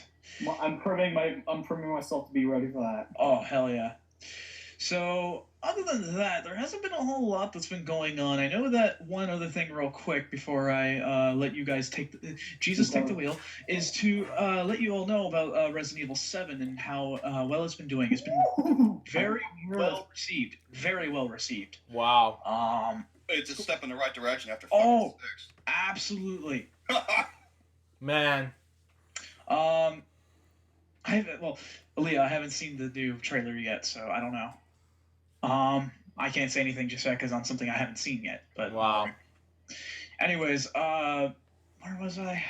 Sorry, I'm really distracted. I'm really Resident Evil 7 getting well received. Yes, Resident Evil 7 has definitely been well received. Now, the one thing I like about what they're doing is that they're returning back to the roots. There's a reason why they called it Resident Evil in the first place, because they were in a big-ass mansion, a home, which is also known as a resident. Oh, look at that. We're tying into shit. And so when the game started becoming more mainstream, it was, going away. It was straying away from such things. Now we're going back into an old, creepy, abandoned house with God knows what, and It's first person. it's in first person of all things, and man, oh man, does it deliver the scares. Wow. I have not been able to play it myself yet. I want to, because you know me, I'm not very privy on horror titles. When a game like Let It Die has scared me, well, not even say scared, startled the shit out of me with people jumping out of a fucking locker, then yeah, it's not going to be pretty. But like if you play the first 2 Dead Space games, you probably had a heart attack. oh yeah, definitely. So let's see. Yeah, no, I really think that this game has definitely stepped in the right direction. It's where they need to go. I know one thing that they got in the end of the game if you beat it, because you know, in a lot of games like this, you get something special by beating the game. You know, you'll get this gun. It's a 3-shot hand cannon called the Albert 01, I think. Okay, that's a pretty cool name. I do like that. Yeah, which Wow. is I know what that's referencing to. So, whew, it's good shit. Other than that, I don't really have much else to report on. There is the gaming world has been very quiet up until just recently with the big announcement that Square Enix had. Other than that, there hasn't been a whole lot, man. Dude, Wow. I found Romy's future. I found Gary's future. Just look at the guy on the dang it, the guy on the left. Look how fat. Oh my god, Jesus it's Christ. sagging. Dude, Oh my god, that's not. I'm worried about that man's health. Dude, same. Wow. I saw that. I'm just like, oh my god, dude, this makes EDP look like a thin guy, dude, because that guy lost like 60 pounds so far. So, Wow. Yeah. Holy shit, dude. Romy, oh shit, I'm actually gonna get us started because let's go over the Razzie and the. First, I'm gonna go over the Razzies first because I have a lot to say about the Razzies before I get into the People's Choice and the Oscars. I'm gonna load everything up. All right. There you are, Pingus. Mhm. Let's go over. I was gonna think we're gonna go over the Razzies. Oh, okay. We're gonna go over. Razzie Awards came out. Now, the Razzie Awards, they have lost their touch, and I'll tell you why. Because instead of going after the films that truly deserve the nominations, they just go after the biggest common denominator. Mm-hmm. And their release is out, and this time they have 6 nominations each rather than 5, which I actually like. So, I guess I'll start from the bottom and work my way up, like Lucas does. So, Fuck off. Toby, that's your future right there. That's your future. If you don't stop eating those corn dogs, that guy's gonna be your future. what guy? Hold on, let me find it. I gotta find this again, Yeah, you should have saw this fucker. dude. I'm actually worried about his physical health. Like, I'm not even 1 joking. second. I like how I'm worried about him, but I'm calling him a fucker. I'm sorry. I'm sorry. Man. Damn it, I gotta find it. Shit. Hold on, it's gonna. Look. Wait 1 second, Romy. Sorry. Okay, I got it. All right, Romy. Take a look at this guy because I'm loading up the People's Choice and the Oscar nominations as well. Are you sending the picture to me or what? Look at that guy. Ooh. Dude, he looks like a real life fucking baked potato. That's what you're gonna be if you stop eating those damn corn dogs. Dude, corn dogs, that motherfucker ate the whole buffet. Yeah, that's what you're Man. gonna be, Romy. That's your future if you don't. Fucking stop Kirby couldn't even eat that son of a bitch. Oh my god. All right, so let's start off with the Razzies. Then we're gonna get into People's Choice, then the Oscar nominations. Yay. So, Romy, let's get this started. Alright. Worst screenplay. Sorry, I have a corn dog in my mouth and no, it's not. God damn it, Jerome. You worry about me eating during the show. You. Goddamn it, Shane. We have worst screenplay. We have Bad Shit versus Super Fuck, Dawn of Ash Crack. Oh boy. We have. Oh yeah, by the way, Batman v Superman has the most nominations. Which is ridiculous. I don't get why. Next, Dirty Anus, and rightfully so. And then Mighty Morphin Power Transformers, Gods of Egypt. Oh. Suicide Squad, Independence Day, Independence Day, Regurgitate, and this movie, Hillary's America: The Secret History of the Democratic Party. I never even fucking. Okay. You don't want to know why they did that? Most of the people who vote are liberals, so that's why they freaking voted for it. Because they're a bunch of left-wing nut jobs. I'm not being political. That's how Hollywood is. To be honest with you. Mm-hmm. Yeah, it's really shitty. Worst screenplay, Dirty Anus takes it easily. Yep. Even I'm mostly Democrat. But you know what they're going to probably do? You know what they're probably going to do? I'm going to be honest. They're going to give most of the awards to Hillary's on America. I swear, they're going to do that. That's why I have a feeling about the why do we care, though? That's the thing. It's annoying. I know it's annoying, but it's annoying. Like, give it to the rightful winner, which is Dirty Grandpa. Okay, but like, you understand what I'm saying here. I know what you're saying. I understand. Just. I understand. Just. Next one we got the worst. God damn it, Shane! The worst. I don't do anything. Would you be quiet? Quiet. He's not doing anything. Hush up.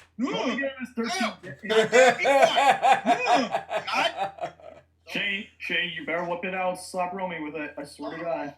Son of a bitch. Man. Worst prequel, remake, ripoff, or sequel. Nice touch there. Alice through the dirty ass. Bad shit versus super fuck. 50 Shades of Bullshit. Independence Day, Regurgitate. Teenage Mutant Ninja Turtles Out of the Shitter. And the rightful winner, Poolander 2. Sorry, that's not 50 Shades of Black. I'm sorry. That's Poolander 2. I'm sorry. 50 Shades of Black is much worse. Okay, I didn't see Zoolander 2 making fun of Whiplash. Well, here's the thing. Zoolander 2 made me as about as retarded as you. Man. You wrong. Yeah. I am not that retarded. I got a degree, man.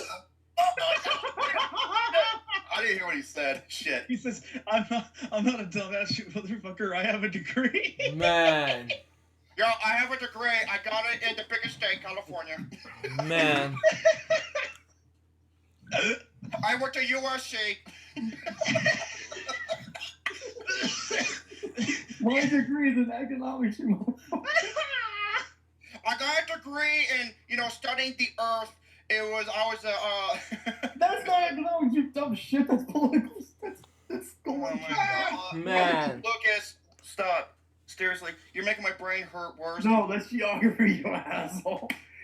I was going to say creating a survey that people can use. Studying the earth or the ground, that's geology. Studying, map-wise and shit is geography.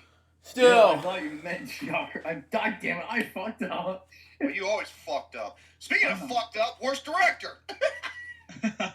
Wait, you forgot worst screen combo. That's above. Really? I'm on Wikipedia. That might be why. Okay. Actually, let's say worst director afterwards, because that's a big one. Unlike Lucas. Worst screen combo.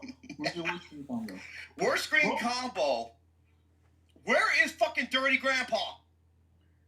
That's what I'm wondering. Zac Efron and Robert De Niro, not even on here. Okay, Ben Affleck and his BFF, baddest fall ever, Henry Cavill and Batshit. That was stupid. Why? Man. 82 Egyptians or gods, immortals, and Mighty Morphin Power Transformers.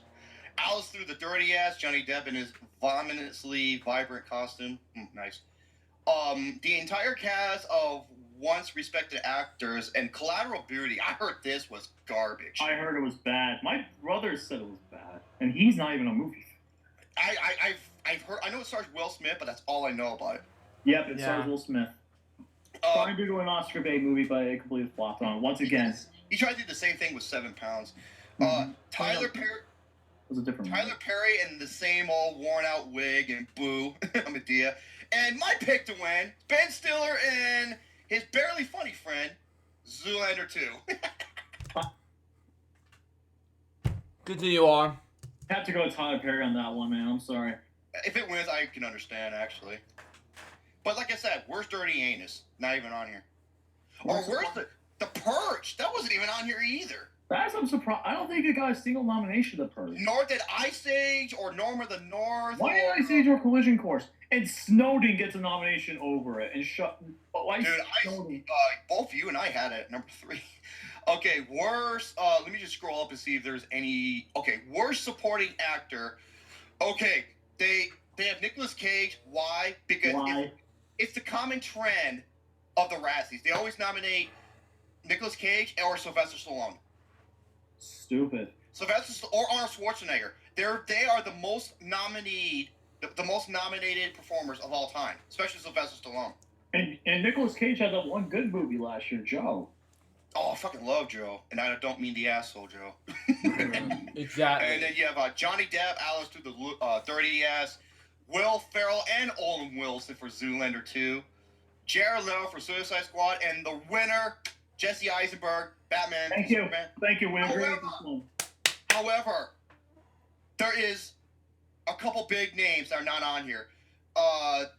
Pam, the drug dealer from Dirty Grandpa.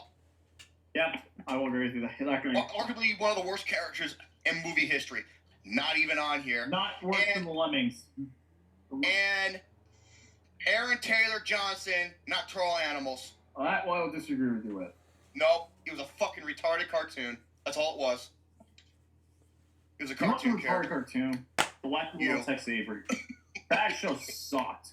Wait, what is it? The Wacky World of Tex Avery. Don't look that. That's one of the worst intros ever.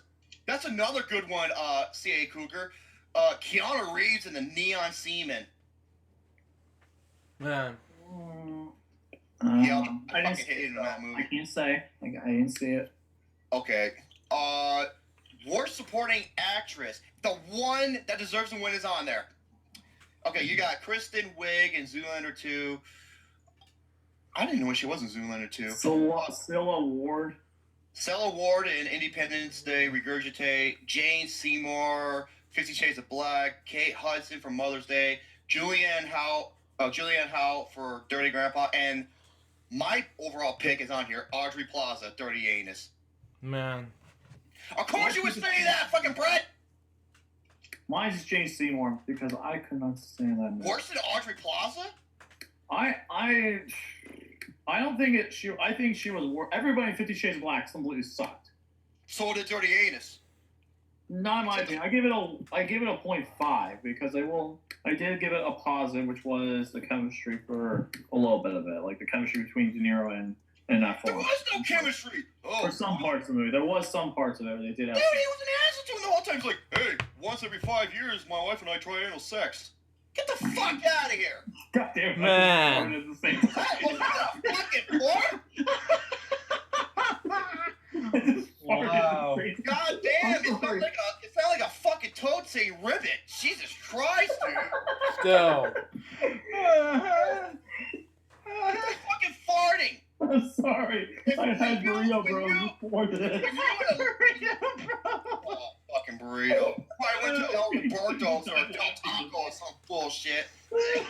She is not laughing tonight. I'm sorry. Or better yet, when you go on a date with Aaliyah and you're ripping ass, man, she's gonna knock the shit out of you. I definitely will not do that on a date. That's for sure. Still. I'll be courteous. Wait. Oh, so you will go on a date? I'll go on a date with somebody. When I go on a date with somebody, With? I don't know. Lucas, I'm gonna beat your fucking ass, boy. Yeah. Oh my god. Man. Next up, worst actress. I know. Worst actress and oh my god. The fucking boss, Melissa McCarthy, is not on here. That I'm surprised of. She was your and I worst. She was Alex's worst. Gary's worst. A lot of people's worst. Not even on here. Oh, Leah's like, oh my god, look at you farted, and she's laughing. And then put his Harry Bush in Zac Efron's face. Yeah, he had his dick in his face. Good god. You have Megan Fox for Out of the Shitter. You got Julia Roberts for Mother's Day. Oh, she's my pick. I'm sorry, she's my pick. You have Naomi Watts for. I didn't know she. Oh yeah, she wasn't Divergent. Shailene Woodley for Allegiance.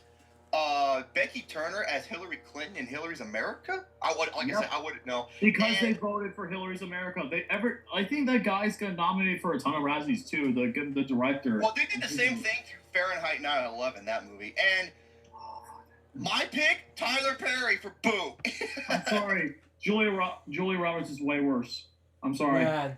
I gotta go there. Julia Roberts in Mother's Day. Worse than Tyler Perry as Medea? Yep. I'm sorry. Mother's Day was way worse than Tyler Medea's movie. Oh, hell no. I'm sorry. Medea's awesome. Continue on. I would not go that far. Did you see Mother's Day? Yes, I did. I'm sorry. I don't. Mother's Day, I gave it 1 out of 5. There's no way. I'm sorry. I hated every bit of Mother's Day. Even Jennifer Aniston was bad in the movie, and I usually like Jennifer Aniston because she's definitely a MILF. Yeah. Now you're speaking my language, motherfucker. Mm. But yeah, Melissa McCarthy, not even on here. That's pathetic. Okay, worst actor. Oh my god, man, they fucking destroying Batman. Batman v Superfuck or Batshit for Superfuck. You got Ben Affleck and Henry Cavill. I was like, why? I was like, I can understand Henry Cavill because he was wooded in that movie. Unlike he was in Man of Steel, he was great. Ben Affleck, really? Why? He was the best. Him and Gal Gadot were the best aspects. Mm-hmm. And then you got Denisha Souza, of course, because Ben Stiller and Poolander 2, and of course, we'll agree on this one. You got Gerard Butler for Gossip. He was okay, and on this one, he was my guilty pleasure of that movie because he made me laugh my ass off. And Robert De Niro and Dirty Anus without fucking question. Mm-hmm. I'll agree with you there. Worst director. Once again, obviously, because of... Okay, first of all, where... Okay, wait, did we do screenplay? No. Yeah, we did screenplay already. That was the first one. Where is oh my god, I forgot what I used to call this thing. Where's, the moronic butt plug? James the moronic butt plug. Why isn't he nominated for worst director and worst writer and everything? I don't get it.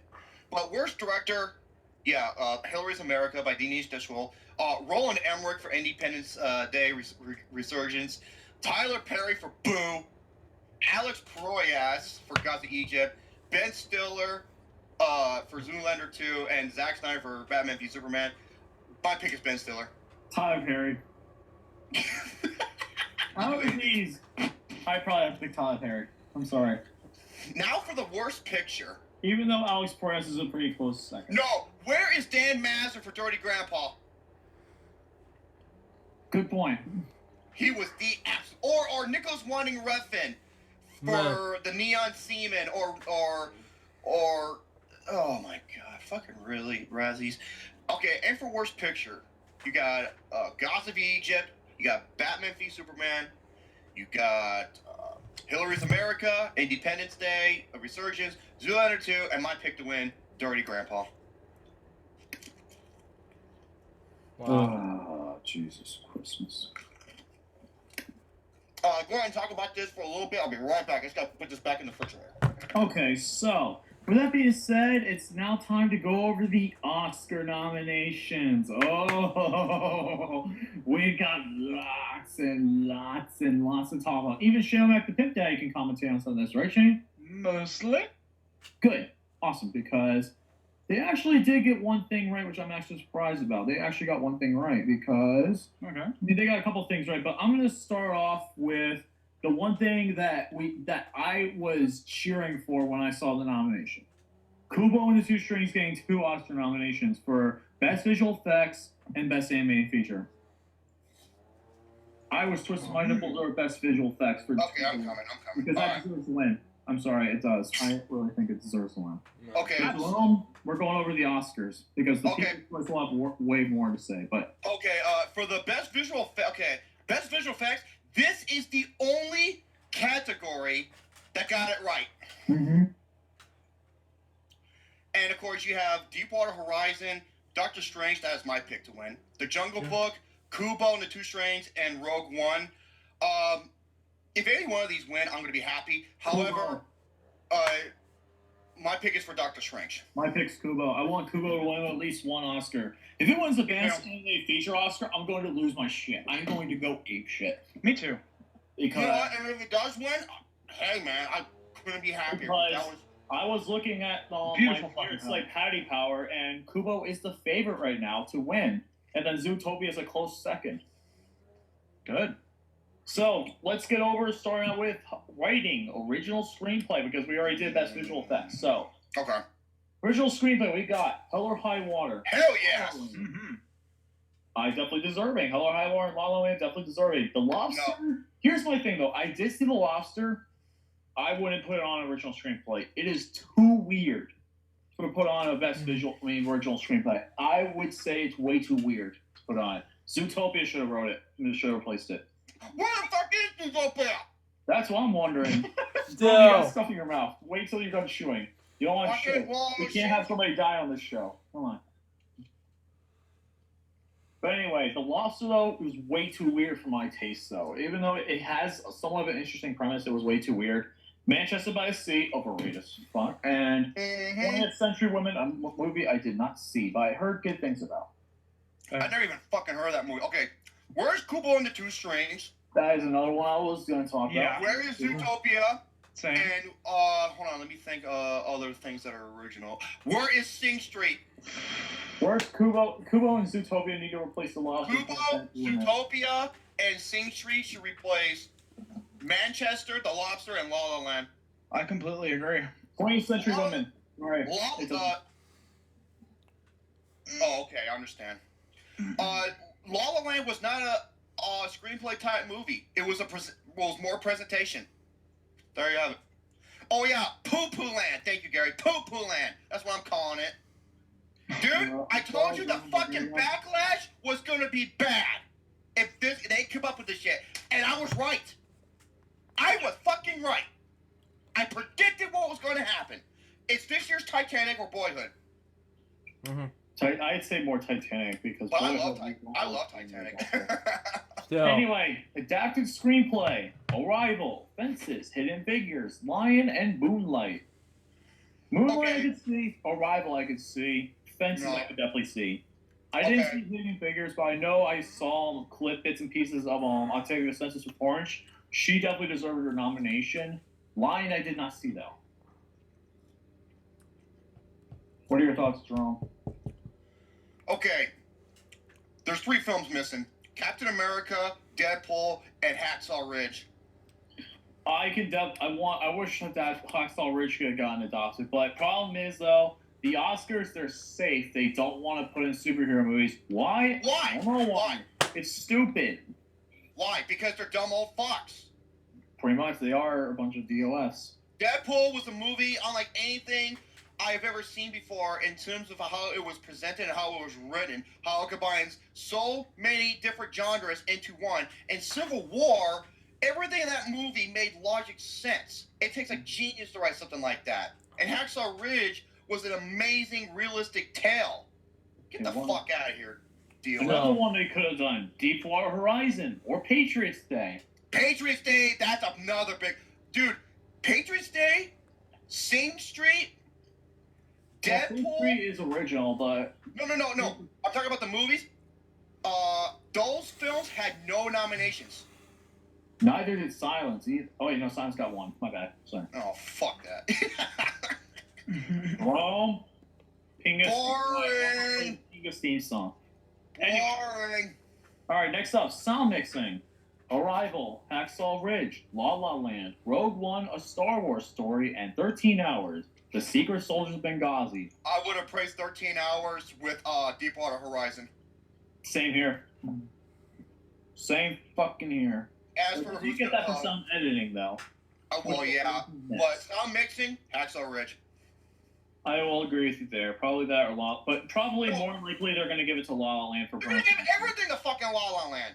From what I know, the Oscars are probably La La Land is the big favorite right now. So next up, sound editing.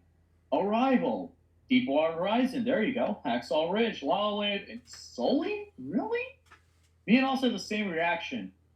Really for Sully? That's a bit odd. Yeah. Very, very odd. I'm surprised Rogue One isn't in sound editing.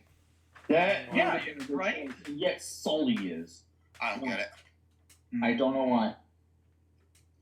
Let me see. Dude, I fucking hated these goddamn awards, dude. They were just ass. Well, I mean, isn't that kind of like the consensus, like almost damn near every year?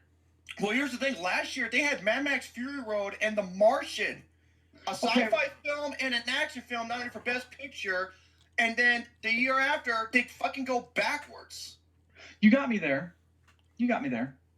Or I remember in 2009 when they had 10 nominations. Wow. Uh-huh.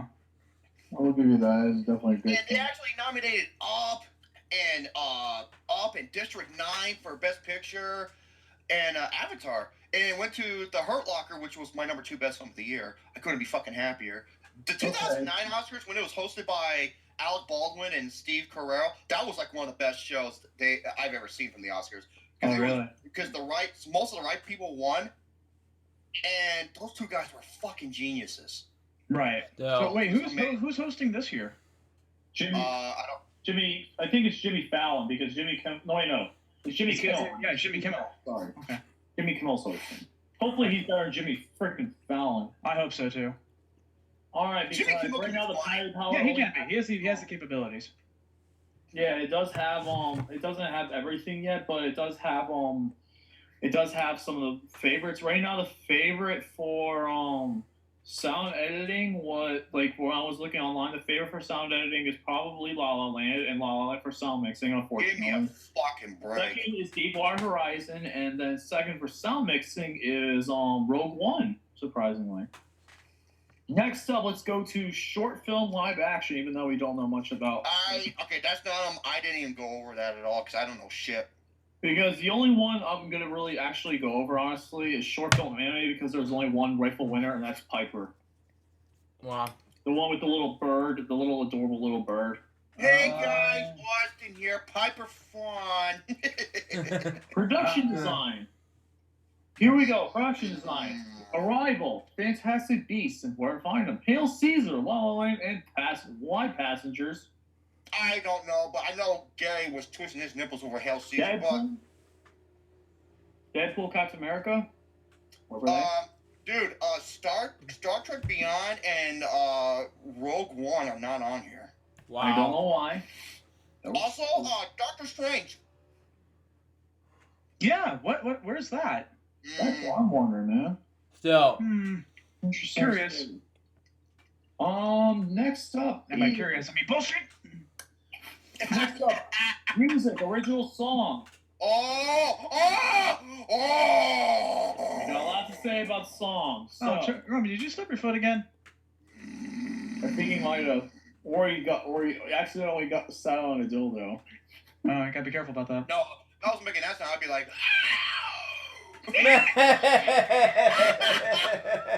Anyway, next up, What's the thing to drink too? Well, now you learned your lesson. Absolutely. Next up, for music, original song, Audition, The Fools Who Dream from La La Land. Get That the Feeling, which is absolutely overrated. I'm sorry, WWE 599. I'm sorry, I hate that song. It's so overrated. It's playing on every single radio station. It's annoying. Right, Shane? Don't you know about that? No. I will say this though, the scene in the movie, that was like, okay, there was like this 10 to 15 minute segment in that movie Trolls. I was like, oh my god, that was magnificent. Why couldn't that be the whole fucking movie? I'm Wow. sorry, I was not a fan of Trolls at all. No, I wasn't either. I thought it was bad, but there was that one scene where they're all in that one pot. Yeah, I'll agree with you there. I thought that was a magnificent scene, and then it just went to shit afterwards. Next up, probably the film that is beyond the favorite right now. This is literally every other song is like 30 to 50 to 1 odds, and then the other one that's not the favorite is Audition, and then How Far I'll Go. But right now, the big favorite, I think it's like the easiest one to pick. City of Stars from La La Land. That's 1 out of 100 odds. I'm sorry, that's bullshit. Have you ever heard of an awesome song called Drive It Like You Stole It from Sing Street? People were telling me that's a huge snub. No, that is one of the biggest. Jesus Christ, Lucas, man. Oh, you stupid. Fucking letting out those silent dog wiener farts like. Oh, very careful with those. But anyway, City of Stars is 1 out of 100 odds to win. That's ridiculous. Wait, the empty chair? What the fuck is that? Oh yeah, the empty chair from Jim the James Foley story. Never heard of it. Sorry, I need my 4th corn dog. Damn, dude. Oh, Jesus Christ, dude. Come You need on. to slow it down there. Yeah, slow it down, dude. I have 4 Yeah. corn dogs and a nice side of tater tots. Well, sorry if you watch this, Jerome.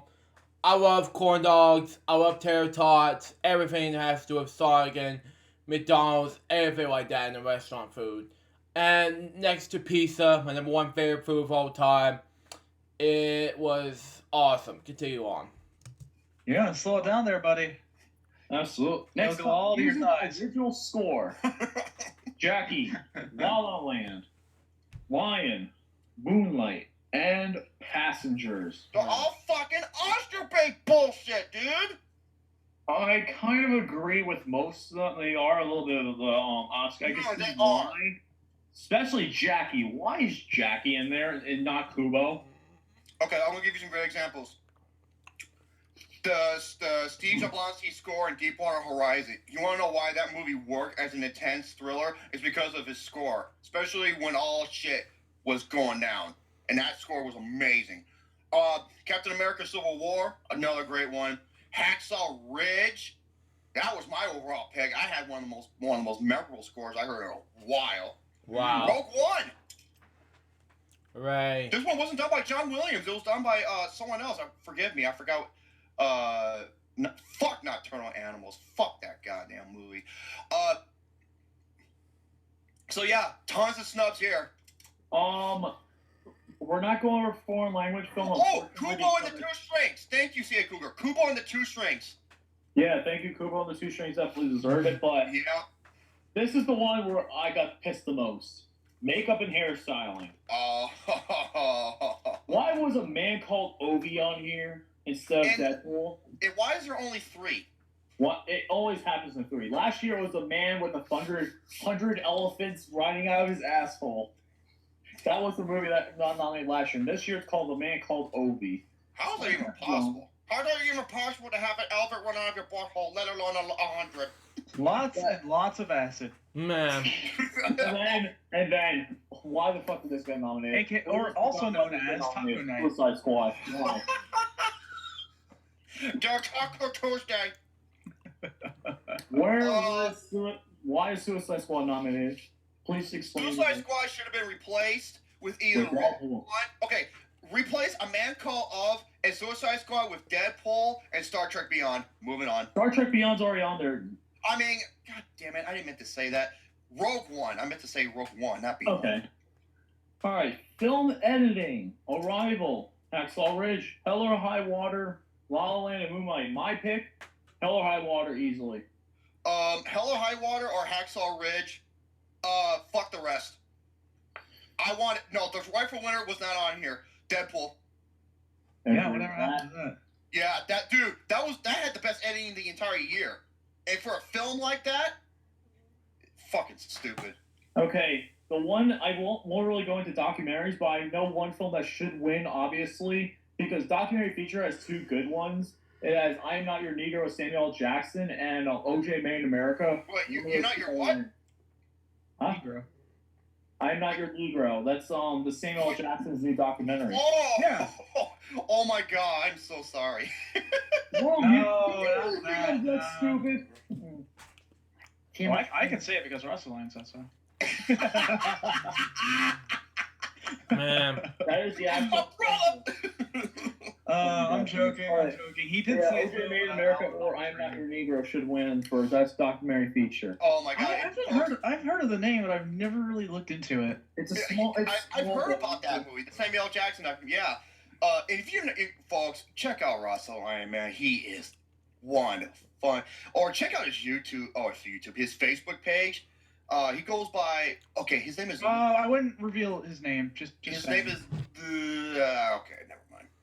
Next up. As much as you'd like to, and I'd like to, it's his personal. Actually, but dude, the shit that he uploads is funny as fuck. Yeah, I know. I just don't want him getting a Man. whole bunch of like friend requests from like a bunch of people. Oh, I can actually understand that.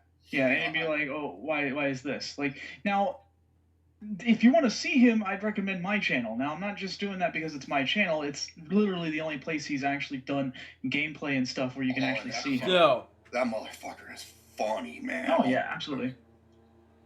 Okay. Look, guys, I'm sorry here. I'm trying to go over the DOFs. Next, oh come on!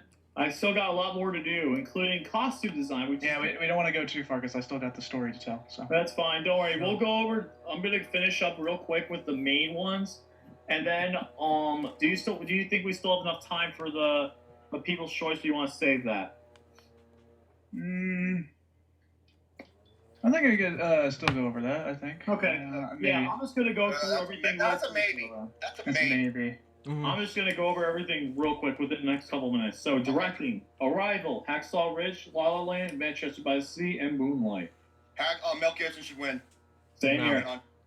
Cinematography: Arrival, La La Land, Lion, Moonlight, and Silence.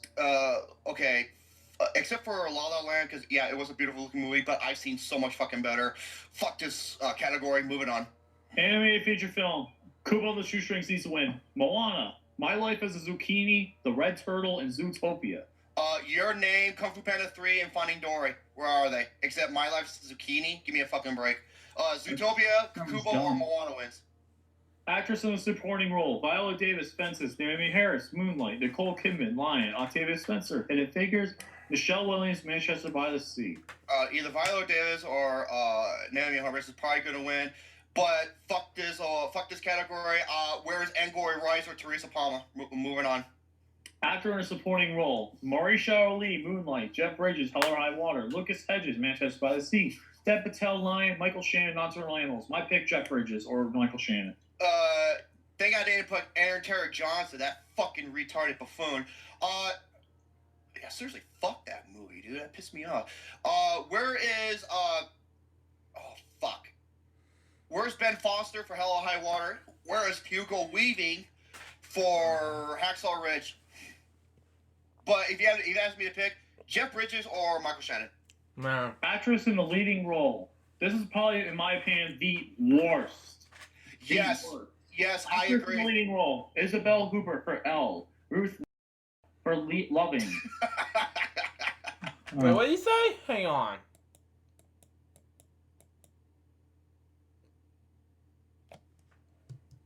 for Elle, Ruth for I don't want to say the N word, but what did he say? Continue on. Loving. Oh. I said Negga. Say Ninja. Ninja.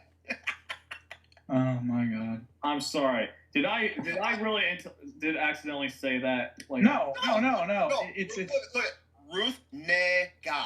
That's how you pronounce her last name. No Yeah. shit. seriously. Natalie Portman, Jackie, Emma Stone, La La Land, and motherfuck this goddamn bitch with the fucking yeah, rainbow Meryl fucking Streep. dildo, Meryl Streep. Over Amy Adams. Fuck that bullshit. Amy Adams shouldn't. Dude, Meryl Streep is the fuckboy buckethead of awards. Fuck Meryl Streep. Actor in the leading role. We're almost done here. Actor in the leading role: Casey Affleck, Manchester by the Sea; Andrew Garfield, Hacksaw Ridge; Ryan Gosling, La La Land; Viggo Mortensen, Captain Fantastic; and Denzel Washington, Fences. Where is John? Denzel Washington. Man, where is John? Where's John Goodman? Okay, hold on. Where's Ryan Reynolds? Where is Chris? Okay, John Goodman, Ryan Reynolds, Chris Pine. Where are they? Don't know. My pick is Andrew Garfield, Hacksaw Ridge. Mine's Denzel Washington for Fences. I'll let him win it. But Andrew Garfield, if he wins it, would not mind at all.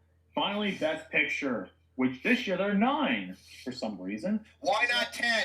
Why not 10? Agreed. Why not 10? Yeah, still. It's fucking stupid. Arrival, Fences, Hacksaw Ridge, Hell or High Water, Hidden Figures, La La Land, Lion, Manchester by the Sea, and Moonlight. I only agree with 2 picks out of these, and that's Hell or High Water and Hacksaw Ridge. As for the 10 best films, fuck the rest of them. All right, moving on. Oh my god. Do we have time for the People's Choice? I think we could get done in time. No, we don't. No, There's a lot up here. yeah, let's say It's almost at 2 hours, so. yeah, like I said, and I want to get. Okay. I want to hear Shane because Yeah, because we'll save the People's Choice Awards for next week. Because I got some ranting to do on that one, so. and the People's Choice just literally came out, so this won't be too bad. Yeah, so next week, folks, will be next week was is the People's Choice. It's time for Shane O'Mac to close out the show tonight with his story time with Shane O'Mac. All right. Yes, it is indeed story time with Uncle Shane O'Mac. Now, this isn't going to be a story that I have experienced myself, but rather a story I found on the internet. And it's about this kid and his experience in 3rd grade. So let's get the thing open here. And Oh, I'm sorry, I lost the bet when I shut the thumb on my butt. I thought that was a Twix stick. Look, Yeah. oh no, it was a spork. God damn it, you motherfucker. No. Motherfuckers. Alright, let's see. Okay, here it is. It was 3rd grade. It was a unique time in my schooling experience. I remember I was rapidly excelling and that there was talk that I was going to be sworn in as class president. In landslide fashion, may I add. My favorite part of 3rd grade, however, was my teacher, Miss McMullen. Miss McMullen provided us kids with the perfect balance of recess, learning, and snack time. It gave us something to look forward to through the day. Sadly, halfway through the school year, in comedic fashion, she slipped on a banana peel and fell down 3 flights of stairs. At the least, she was going to be missing 2 weeks of school. During the time, we were given a substitute teacher. His name was Mr. Bonkel. The first day, he was late about 30 minutes. Us kids began making jokes that perhaps it was because he was a poop head. Man. Again, this was 3rd grade. Eventually, he arrived in a Batman t-shirt, and I immediately thought he was pretty awesome. He began to introduce himself and explain why he was late.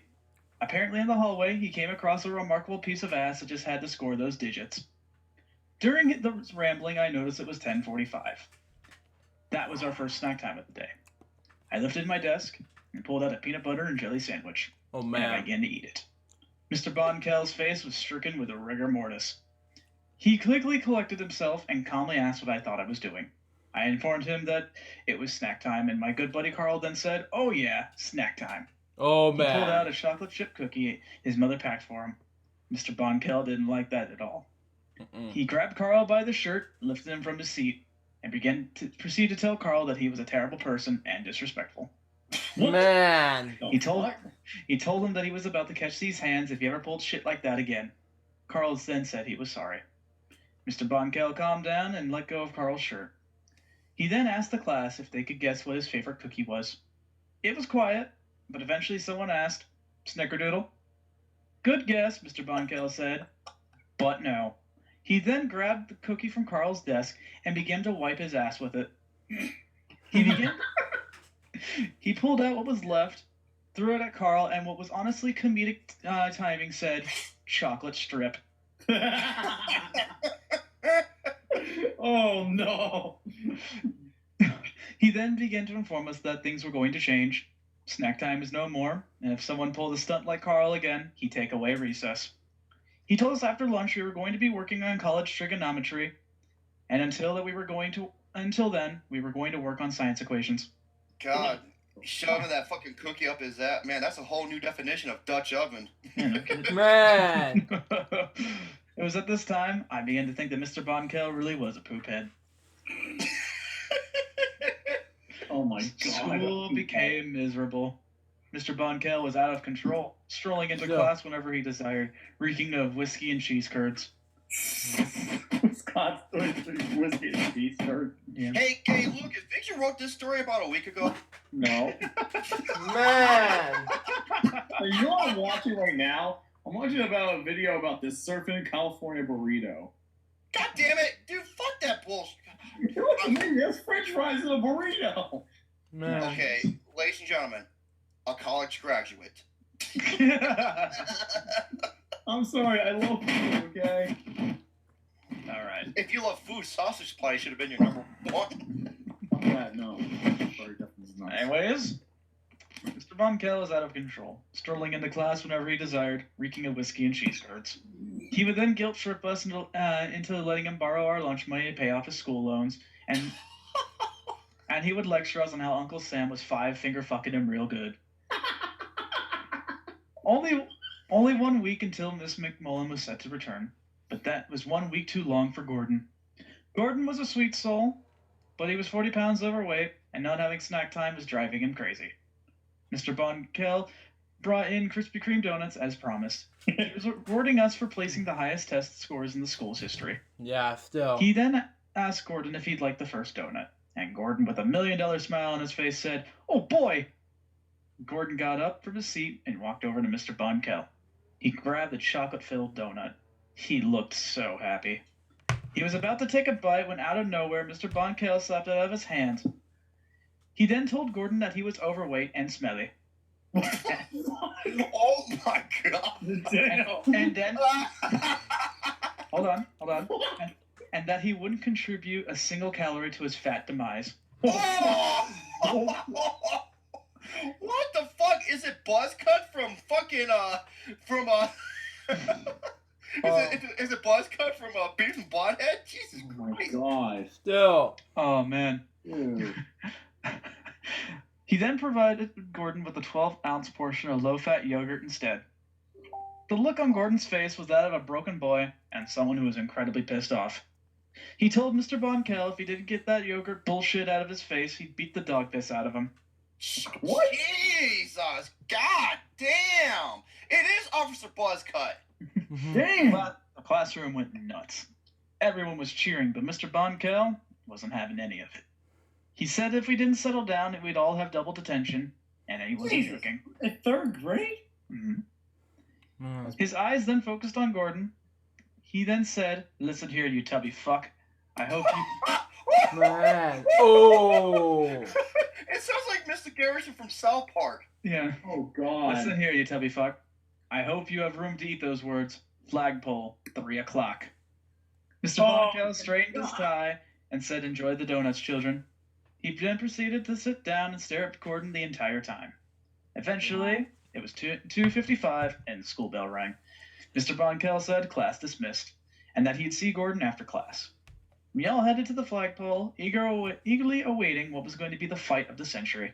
Oh god. We waited for what felt like 15 to 20 minutes when we realized he wasn't going to show up. Curious. Which one? Man.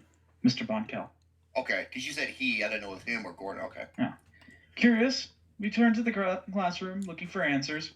We stumbled in on the janitor and asked why we were still doing here. He explained that Mr. Von Kell was going to catch an ass whooping from the hands of Gordon. Let's see. We explained that Mr. Von Kell was going to catch an ass whooping from the Man. hands of Gordon. The janitor then says that explains a lot. About 10 minutes ago, I came here to begin cleaning, and Mr. Von Kell was in a rush, gathering all his personal belongings. He paid me $20 to help him load up his car, and he drove off. We then thanked the janitor about this information.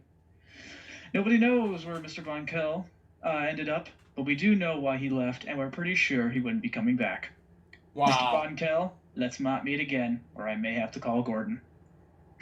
Wow. Oh god. And that's your story. Oh my god. There's no way this could be fucking true. I don't know, but it's an entertaining story. Oh, man. You're really entertaining, but there's just no fucking way he can get away with all that shit. That's the thing. You can't. Oh. I mean, this ain't bad moms.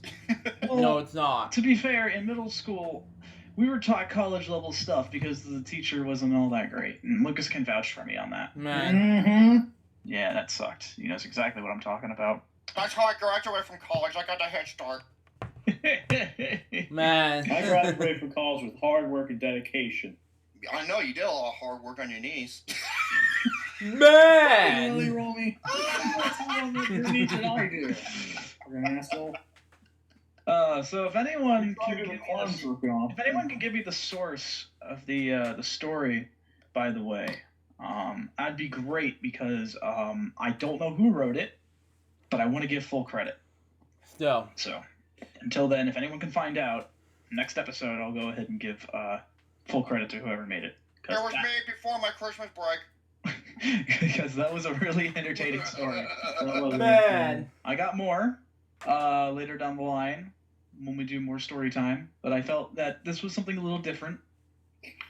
You know And what story? Hold on, man. You know what story time is for Lucas? When he sits in Indian style with the yellow kids, and he's like, and the person's reading the book, and then shows him the picture, like, ooh, ah, and he goes, flips to the next page. You fucking asshole. You're not funny, man. You're not funny. That's fucking hysterical. I can just see him sitting next to the other dumb little shits. Oh. I actually do have one funny thing I want to get ask you guys. For Florida or no, I do want to have one Florida or no question between both you guys. I want to see who can guess this. Mhm. So, I do have a Florida or no story that I found online from YouTube. So, Okay. this story, the title of the story is A bodybuilder steals pickle with his butt. Shut up. Come on. Let me talk. Man with mop mask wants to bake a cake. That really sounds like Florida. Mop mask? Mop mask. Sounds Yep. like a retarded purge. A retarded A guy with a mop for a mask. Or no. I think that sounds like Florida to me. Yes. All right, you guys are both right because it did come from Florida. And you know where it came from, Shane? Port St. Lucie, Florida. Oh, for fuck's sake. Oh my God, it's literally 45 minutes from That is, that's not that far away. Okay, so You're surrounded by crazy. Well, it's yeah, Florida. pretty much we are. Other than that, in Ohio too. Ohio's pretty bad. Yeah, like I said before a while ago, Ohio is definitely like the sister state to Florida when it comes to crazy headline news. Seriously. Still. So the story about this guy is there was a 56-year-old man was knocking on his neighbor's door for some reason with a mop mask, and they didn't know what he was on, but yeah, he had a mop mask on, asking if he could borrow an egg. An egg? An egg. Yes. An egg. One single solitary egg. Just one single egg. Wow. That's I can believe it. Yeah, so then the guy said, no, I don't have an egg, and he shut his door. And then with his family there, the guy continued to knock and ring on the doorbell for 20 to 30 minutes straight, where the guy... Oh my God, really? Yep, and the guy called on called the police, and they were asking the guy what he was doing, and he said this. He said, I need to borrow an egg from my neighbor so I can make a cake. Wow. And he said, that's the only reason you're doing this is just for one egg? And he said, yeah, I want one egg. And they were asking if he was on drugs or anything, and he said he was not on drugs. This is a 56-year-old man, by the way, a 56-year-old man. Is he off his fucking meds? Probably. I have no fucking clue, but the guy That sounds like he's wasn't on anything. He said he was completely fine. He just needed cake, and he wanted to have the mop on his head for the almost surprise. He sounds What? really fucking odd, this all. It is Man. odd. And then he was not charged, unfortunately. They just gave him like a domestic disturbing the peace charge, but really nothing else. So he really didn't get arrested. He didn't get arrested, but he was like given like a warning and like a small misdemeanor. Warning, put that motherfucker in a straitjacket. Jesus Christ, dude. But yeah, that was pretty much that main story. I found that online. I just thought you guys would like that. But yeah. Oh, I did. I enjoyed that. That's just what the shit, though. Yeah, it is all this shit. That was pretty much my main story. I wanted to just share that with you guys. I have another Florida or no. Gym rat massaging. Man. Bro, stop it. You don't even have your own train of thoughts, right? Come on. Gym rat massaging man's buttocks after heavy squats. You're not even trying, are you, anymore, Jerome, are you? You know it's not real, you know, I right? don't have to try. You're too easy. Man. Read between the lines, motherfucker. Did I read between the lines? Oh, that's 2 out of 3. That's not bad. That's like my favorite Meatloaf song. God damn it, Romeo, you motherfucker. You know what you need? You know what you need? Hold on. Is it? Do you like Meatloaf because of his name, Meatloaf, in the name? You need Kirby. Kirby. I like Kirby because he looks like Meatloaf. He's gonna kick your ass just like you did to Majin Buu. Hey, Kirby? Kirby looks like chewing gum for my butt. I'm actually more impressed about how How you. can your butt chew gum? That's nearly impossible. That's why I have a big ass. It's because it moves. It has a mind of its own. No, it definitely does not. It's not as big. No, Romy, that's not true. Gum, a butt does not have chew. Therefore, that's. Oh my god. The other day when I shaved my head in the shower, I was like, I don't have any aftershave. My head was kind of burning, so you know what I did? I took some rubbing alcohol. Oh god. Man. What? You should have put frosting on it. That would have been funnier. Fucking Frosting. frosting. Like stuff you put on like cuts and shit like that. Oh, And I put some, not like it's called isa something alcohol. I forgot what the first name is. Isotope. Isotope alcohol, yeah. And like the man of thing. So I put some on my hands, I kind of like this, and I just went like this, kind of slapped my head, and I was like, woo! Oh shit, that fucking burned like a. Hey, if it's burning, it's working. Yeah. Well, yeah. I mean, that's true. Yeah. Oh man, it was burning worse than Lucas's anus after a Saturday night at the Blue Oyster. What the fuck is the Blue Oyster? Academy. Bro, you got more shit clothes than I do. I thought you wouldn't know that. No, wait, no, that's porn. You watch more porn than I do, son. Oh, Man. fuck, watch porn. Fuck, it's not even a hobby. It's an exercise for me. Still. Of course, you're like EDP445, except not as fat. Wait. Oh yeah, you told me about that guy. I don't know who he is. He goes, yo, what the fuck is popping with it, your boy? Eat that pussy 445 coming at yo. Nothing says I am insecure like I need to tell everybody that I eat pussy. Man. Oh, that guy is funny though. He does have some. Hey, you are what you eat, right, Lucas? Dickhead. I don't eat dick. That's impossible to eat dick. No, dickhead. There's a difference. I just like the mushroom tip. That's disgusting. How could you eat pork? That's disgusting. Who's Man. talking Hey, about Lucas. living except Hey, Lucas. what? Feel the wrath of my mushroom tip inside your buttocks. No, thank you. I'm good. I'll pass. Man. Imagine Shao Kahn from Mortal Kombat fucking say that. He's like, prepare for my mushroom tip in your butt. And he just fucking shoulder charged the fuck out of you after that. Yeah, I'm gonna be like, yeah, I'm not gonna take you seriously anymore if you would say that. But I think that'd be, Even though he did beat M. Bison in Death Battle. it'd be the element of surprise. You wouldn't expect that from somebody. I know I Oh, would. yeah. Well, dude, you didn't expect it when you first get up to him in Mortal Kombat 2 or 3, and he's fucking talking shit. Still. Well, yeah, I know, but like, and not only can he talk shit, he'll kick your fucking ass. yeah, because it's a cheap piece of shit. Yeah, he is.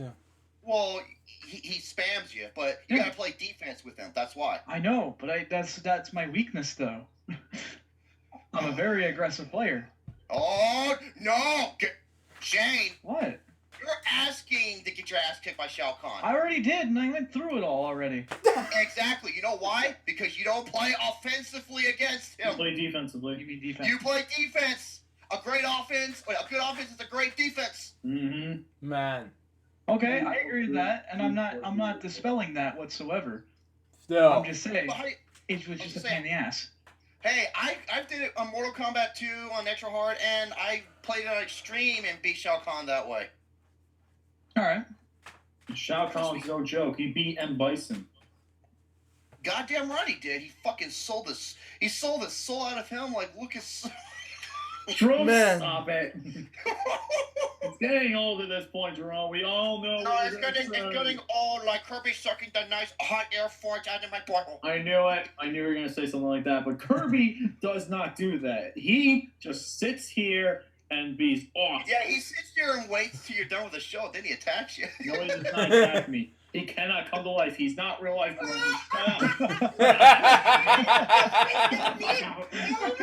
You're on your own. He does. All the videos. No, don't leave me hanging, Don't leave me hanging like your fucking dick. I bet you when Shane takes off his pants and his dick hits the ground. It sounds like a wet bag of cement that just hit the fucking. No, I think you know what I want to see? I want to see Dax Frog Curtis versus Shane O'Mac the Pimp Daddy for like just whipping out their mother. Dude, you know what's gonna totally happen? short fight. No, this is what's gonna happen. You know how he's gonna win? His dick is gonna kiss the frog, and the frog is gonna turn into like a metrosexual prince. Man. I'd watch it. Oh my god! Yeah, Or he could do a Black Dynamite and rip the fucking thing out. Or he could do a Black Dynamite and just rip Dax Frog's dick out. God damn, that was. Yeah, that's Dude, true. Black Dynamite's boss, dude. He's a freaking boss. Oh yeah, absolutely. He defies logic. He literally was afraid of water, so to move forward in the water, he started humping the air and he moved forward in the water. It's amazing. Not even a joke. Black Dynamite's just the wonderful bits of crazy that I need. Dude, it's awesome. I love that show so much. Black Dynamite. Okay, Black Dynamite versus Kenshiro. Yeah. Well, that's no question though. Kenshiro would win easily. Dude, Kenshiro No. Kenshiro versus Shao Kahn. There you go. Still. Kenshiro all the way, dude. He's Dude, Shao Kahn has absorbed so many fucking souls to where he's so damn powerful. yeah, but it's still okay. He may have absorbed souls, but here's the thing. Remember, his body still functions like partially like a human's. Mhm. Yeah. Barely, because he's like a god with that martial art. Hey, Shane, how about Sans versus Kenshiro? Who's Sans? Sans is from Undertale. You wouldn't know. You know, no, unfortunately. It'd be Kenshiro, I'd say, honestly. Aw. Because remember, Sans does best against people who are evil. Kenshiro is probably one of the most kind, pure-hearted people. Oh yeah, he's like he's a good dude. Good point. about as good as you can get when it comes to a human being. Yeah. How about Saitama versus Kenshiro? Well, Man. Saitama can kill anything in one hit. Well, Like- that's not necessarily true. He it took that one guy a super serious punch, not just a regular punch. Well, that's a difference. There's a difference. It's like with the So- Kenshiro, he's so nice. Like there was this one big muscle-bound dude who was fucking around with this bartender at this bar that he owned.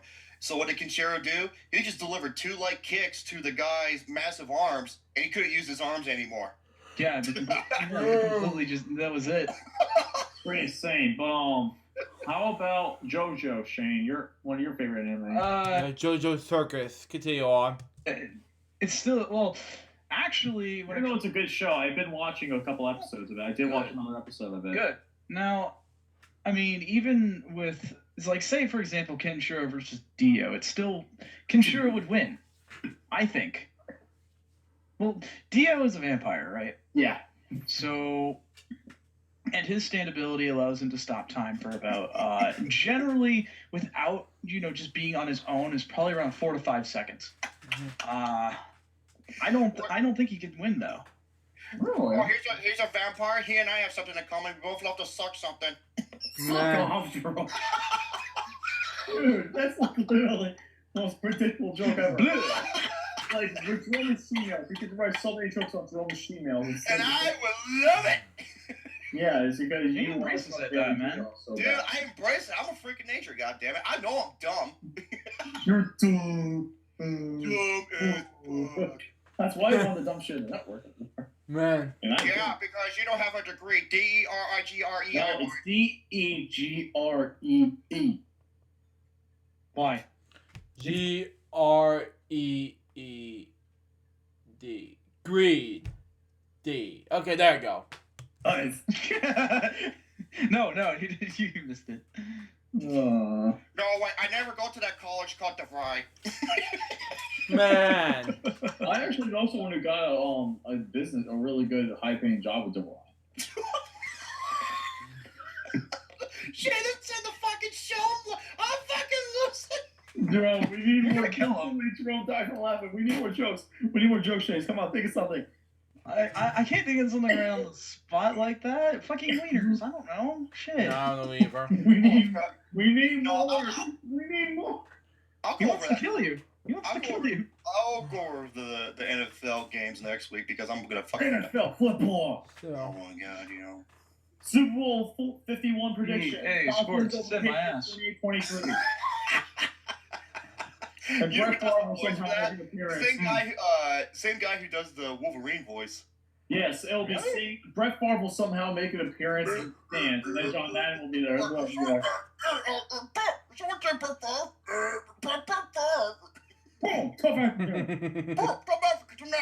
I just want to see John Madden's shrine to Brett Favre, where it has all Brett Favre's like things, like a sweatband from one of his games, or a Band-Aid, or his shoulder sling, or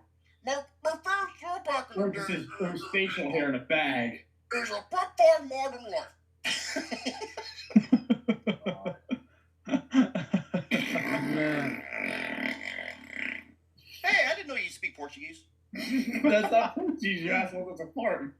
Oh my God. Oh, so French. God damn it, dude. Wait, was that? Did you make that with your mouth? Please tell me that was with your mouth. No, it was his mouth. And I say, hey, I didn't know he speaks Portuguese. I was Oh. joking. Joker's like, You no, gotta you're wrong. It end was the a show with fucking piece of crap again. You gotta end the show with fucking Crap. Man. So yeah, so I think that's. At least I know what the title is in the table of contents. Pain and gain shenanigan bullshit. Or bullshit shenanigans. Alright, guys, that's good. That's good. Shittery, Oh baby. my god. That was pretty great. I love that. How did everybody like the story time? I wanna know if this Oh, is new fucking format. A. I loved it. wanted you to say no. I'll have to get another one. The story about how Romy truly lost his virginity. That's an epic. Yeah, I lost it to you. You were the receiver. No, he lost it again. Same difference. I'm not Gary. I'm not like Gary, okay? Yeah, I No, I just agree. do it because of tough love for you. I just fuck you.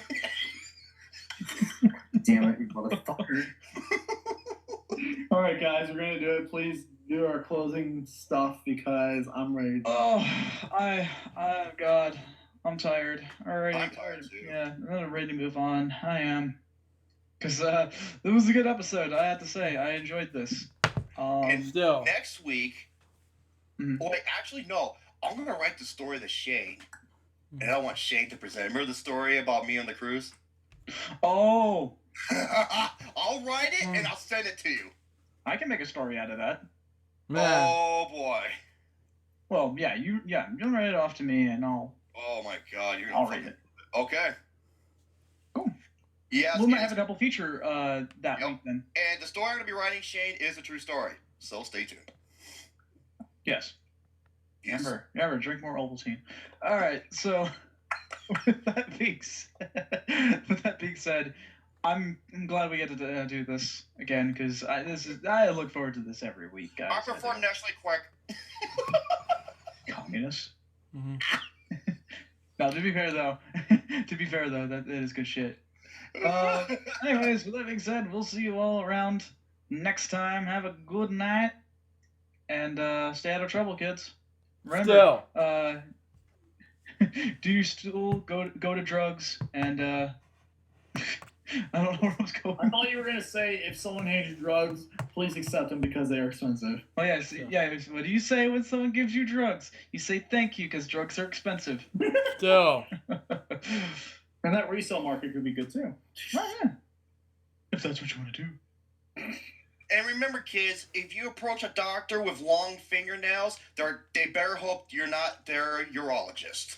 Okay, so Technologist, maybe. yeah. So, thank you all for watching, ladies and gentlemen. Until the next episode, stay tuned. And once again, motherfuck Meryl Streep. Thank you. You don't fuck with Meryl Streep.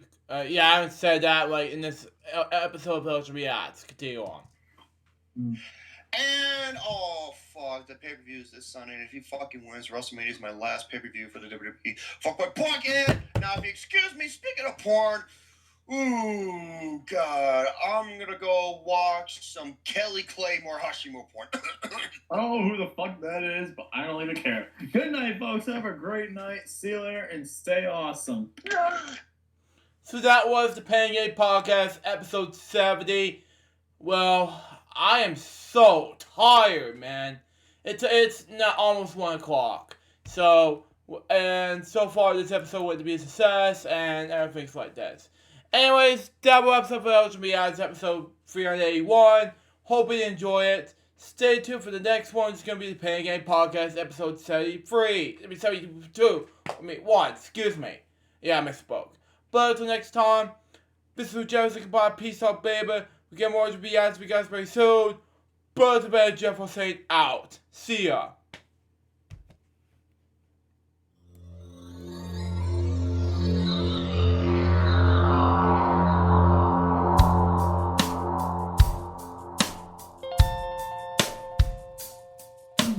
Given unto me this life I'll never take for granted, and given all the time I failed to really understand it, I never sought to meet the maker of reality, the one who gave the life that which is always happening, but I tried